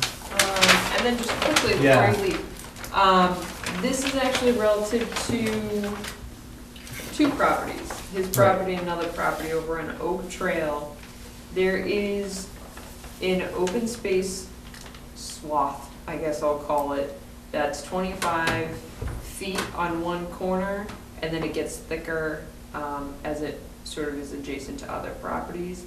And there's a conservation restriction on the lower portion of some of those lots, which allows for a subsurface utility, I forget the exact language, but basically a septic system. And that's where the other lots that fall under that same description have their septics. James, or Jim is fine, Jim yeah. has been proactive enough to not automatically assume that he has access off of Ballville Road, even though there is a cart path that's there with some very small seedlings of white pine that have grown up, but then has offered, he's basically asking if he can have access off of Ballville through the open space on that cart path only though, and then to replant as the commission deems necessary. Afterwards. Yep, and then also related to, not to Jim, but to a property adjacent to his property, they have already, in fact, used it as an access. We're told to stop. They assumed in the past they were given access, so they had just assumed they could use access again. So they're waiting for a similar approval as well. And it's a similar situation where it's a cart path. They didn't remove any stone walls or anything like Right, that. it's kind of existing. Yeah. And I believe it was about 20 years ago when the original Oak Trail subdivision got approved, they allow certain accesses for the septics. Because the houses sit up higher on the ledge and it's a sharp downward towards Baldwinville Road. I know a couple other lots, the systems come around and they approved them to be in the conservation area and then giving access off that road. But it was never spelled out. When I purchased the lot, I had my attorney look at it. And the best thing they could come up with was, it was, you know, something one commissioner would visit whoever's working there to walk them through whatever they wanted to do. That's the best I could come up with. So I was looking to get permission to sometime in the future to be able to install that system safely. On lot, it's called 17A Oak Trail. It doesn't have a street address yet. And this is something you're looking to do? Sometime in the spring. Okay, so. But we just figured to bring it up now, Yeah. so we No, be prepared, but also because this other neighboring lot, you know, did cease and desist when they were asked, because we just had to confirm that A, they could build a septic in the conservation restriction, and B, where the actual open space swath was and how far that was, which it's not very wide in that area. It would seem like something I would be comfortable saying is fine with, but yeah, if we have a little time, I'd be curious to see it on a map and to see exactly where it is and how it's laid out. It's like a quarter-mile down from the International, on the opposite side of the road, and there's already some septics there, right? Right, yeah, Because down, I've it's more seen- close to the entrance. They have right. like the candy cane cane vans. So vents they were, coming out. and yeah. they're under the old Bolton regulations, which were even higher, so they're pretty high mounds that, Yeah, you know, they have some growth on them now, but when they're being built, will stick out of the ground. I don't have So them now. that's what you're talking about. Yeah, and it would seem like that would probably be one of the least invasive ways to have access to it. Yeah. And it would be the safest way. Yeah. Some of the grades coming off that hill on that side, very steep. I believe it, yeah. And very ledgy, actually. When I go to put that house in, I'll probably have to blast. Yeah. Pick that up at a different time. I'm doing some work on lot 6, which is on the other side, and we hit a very little piece of rock so far, and that's in the entire lot, so, yeah. So we're very lucky there. But the other side is rough. Yeah. All right. So you wanna look at a map first, and then I'll contact it and just. Yeah, if possible. Yeah. Yeah, I mean, Totally. especially if you have a little bit of time, just. I take a look. do. But I can't imagine that, it would seem like that's the logical way to go. I guess it Yeah. would seem like it's the least invasive way. Yeah. Yeah, when they went in there, I think the access, when they went in there to do the soil testing, that's when they made all the access for all the septics. Because they weren't gonna come the other Right, way. yeah. I mean, you can Yeah, see they them, just kept them going, they're yeah. right through a broken wall and that kind of thing, and you can see them all. How they plotted it out. Yeah. Yeah. They knew we were gonna come back to install the system. Yeah. So. Okay. Thanks a lot. All right, thank you. Once I get the DEP file number, I'll give you a Yep. call and Okay. then you're all set. All right, thank you. Have a good night.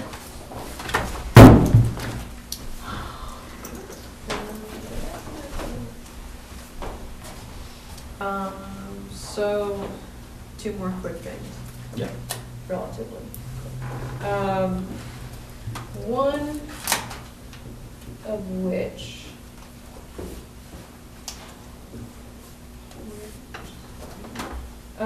So, I'll just say in general, oh, it's right here. So Deb Bonazzoli has approached the Conservation Commission about donating a parcel that is located off Hudson Road, a total of 29.06 acres of land. It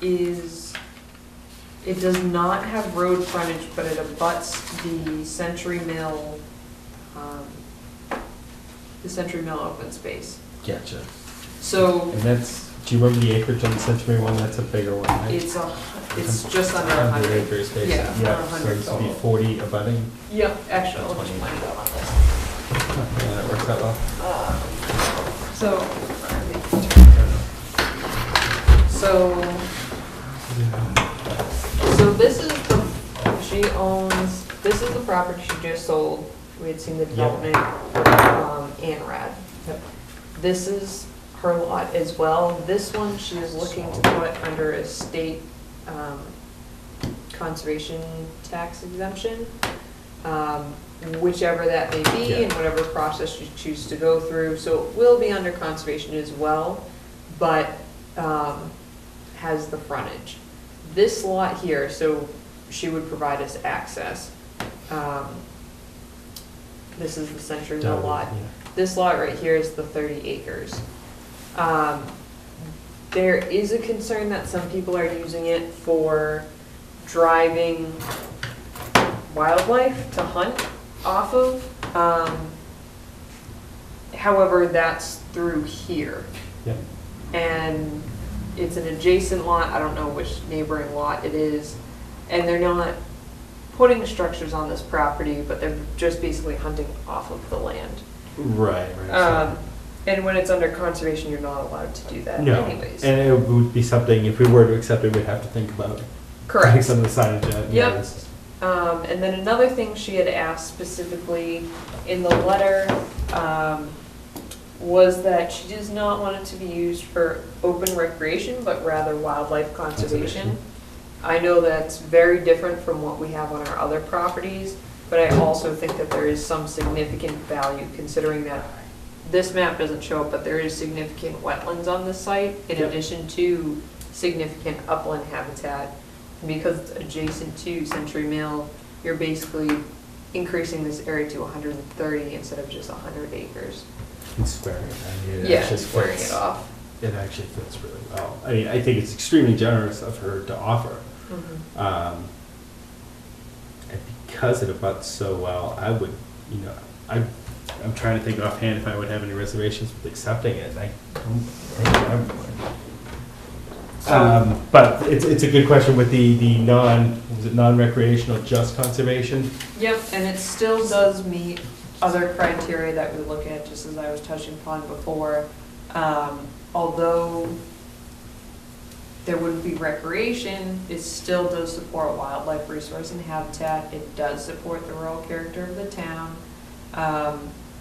along with supporting the basically recharge of, I'm going to say this wrong, but basically supplementing the water system and protecting the watershed because the town runs on mostly well water, so it's protecting the water resources in town. That's what I meant to say before I just went full circle. Yeah, because it's all right Danforth, it's pretty damn close to it too. That's Danforth Brook. And it would basically go into protection for? Yes, so what, it'd be in perpetuity. Yeah. So that would be a permanently protected parcel. I'm trying to think of another piece of property offhand that was just outright gifted. And there are a few in town. Yeah, I'm just picturing smaller ones I know. Yeah. The one in Butternut. Yes. Yep. But anyway, I'm sorry. No, don't be sorry. So there is a process that goes along with it, and this is contingent upon it being confirmed by the third week in December because she'd like to use it for her taxes, which makes sense. After, it's been expressed that after that time period, she would not be able to donate it, but she genuinely does want it to go for wildlife protection, and she doesn't mean to rush anything or seem harsh, but that's just what she would need as well, which makes sense. The process would be, if the commission wants it, if they don't, the process ends.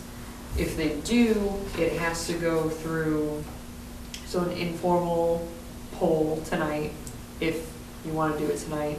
And then I would reach out to town council. They would do a title search and then draft a acceptance document and associated deed. And then we would bring a letter to the Board of Selectmen to request from them, basically to accept it, because the commission would like to accept it. And then how long does that process take? She's talking about December As 3rd. the title Title search search is the. is a couple weeks from what I had been told. I did talk to the town administrator just in general of a land donation. What's the time constraints on that? It also depends on our meeting dates, along with the selectmen's meeting dates. They have 2 in December. They have 1 in November as well, and I can't remember the date. But needless to say, they have 3, but we wouldn't have the draft deed until, I think, the first It's week gonna of be right up December. against it, Yeah, yeah. it's gonna be. I would say- a pretty quick go ahead. timeline. This is conservation. This is That's conservation. going to come to us. That's coming to us. It's coming to us, It's- right? It has not been transferred yet, has Okay. The it? deed, I believe, and for those at home, Yeah, I may be it's- misspeaking. The deed is held, the land is held by the Conservation Commission as an agent of the town. And the trust holds the conservation restriction. But one of those things has not been recorded for some reason. Yeah. And so this is what she wants to give us, this piece right here. right? Correct.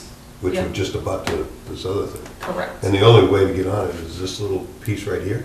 No, Well, we have access from Here. Century Mill Road. yeah. I forget.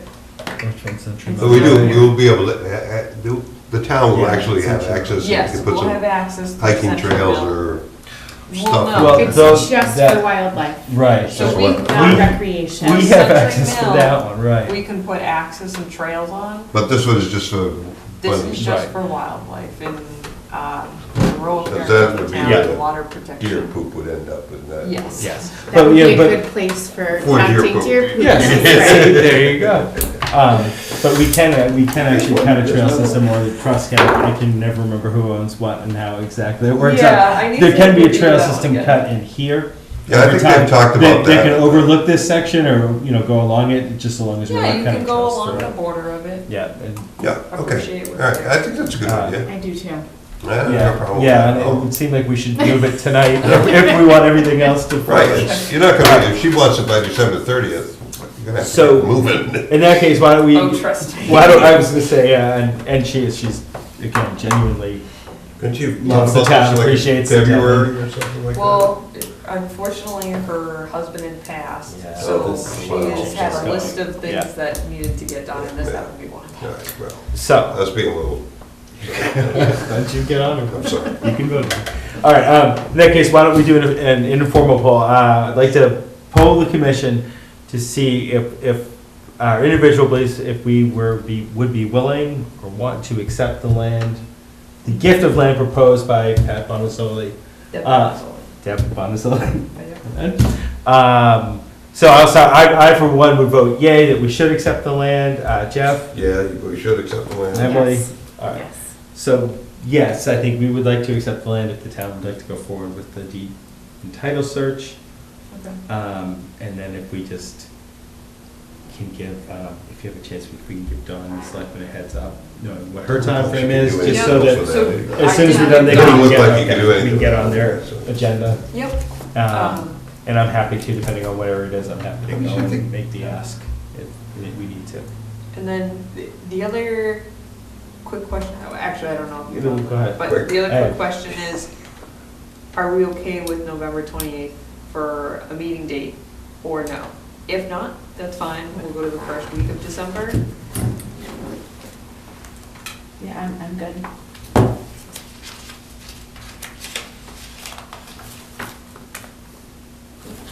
You said the 28th. So it's the last Tuesday of November. I'm good. Okay. That works for me. Works for me. Well, So hopefully, on that date, we would have the draft and everything so that the commission could formally vote on accepting it. And then, even if we do have to push it off to the first week in December, as long as it's before When is the this special selectmen. town meeting? 27. 27. Don't we have to have something for that meeting too, that was just written, that we just talked about a little while ago? that- Yes. The language in the citizens petition. language. right? Yes. Yeah, Yeah, to amend that. who's gonna write that? I Well, got I was gonna say, I will tell you, like, Yeah. if you need help, I mean, it's a fairly simple one, it's literally like, we just wanna change this to this. So what I'll do is I'll draft it and then I'll send it to all of you. Oh, great emails. And That's then perfect, yeah. respond individually, please. Yeah, Um, that's a good point to always remember, whenever you get an email from Rebecca, even if it's a group email, just hit reply to Rebecca. Yeah, Yeah.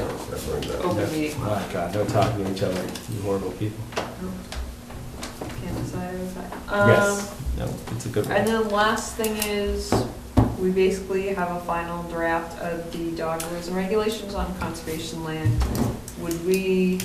I'll send them around to all of you again to review them. Yep. But upon your confirmation, and I've spoke to the animal control officer, and she is totally supportive of it, understanding that we do the rules and regulations and potential bylaw within the next year. Yeah. Just to see how everything pans out, if maybe that's all we need is rules and regs. But,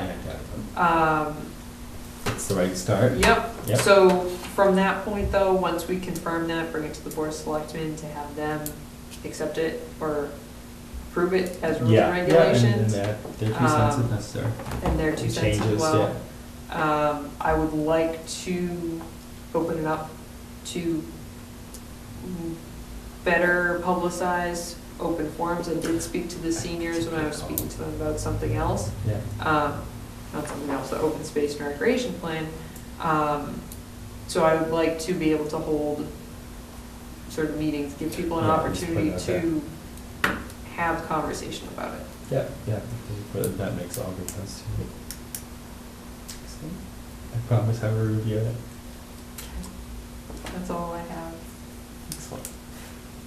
Did we ever figure out what to do with the shed for the Boy Scout, for the camp thing? Yes. That's we got, signed they the got letter. 1 year They have 1 year to prove to to us that prove there's that they're no not way. gonna screw it up. Right. Yes. So, okay. Yep. That's what I thought was course language, so. Yeah, no, I'm on that's it. TV. I was gonna say, and appropriate, you summed it up quite well, actually. Yeah, we'll just see how that goes. Good. You said nothing else, anything else? Having a Christmas party? Yeah. Oh, Yeah. okay. Thanksgiving is not even here yet. Can we at least have Thanksgiving? Yeah, yeah. Can I have my turkey? And we agreed on baked goods. Yeah. Oh, yeah. So, yeah, that's Sorry, enough. I'll keep that. I'll Okay. bring cookies next time. All right, that's it. If nobody has anything else to add, and Jeff, if you don't want to sing us a song or anything, all right. In that case, I would like to make a motion that we officially close the November 7th meeting of the Bolton Conservation Commission. Do I hear a second? Second. All those in favor? Aye. Aye. So closed. Good night.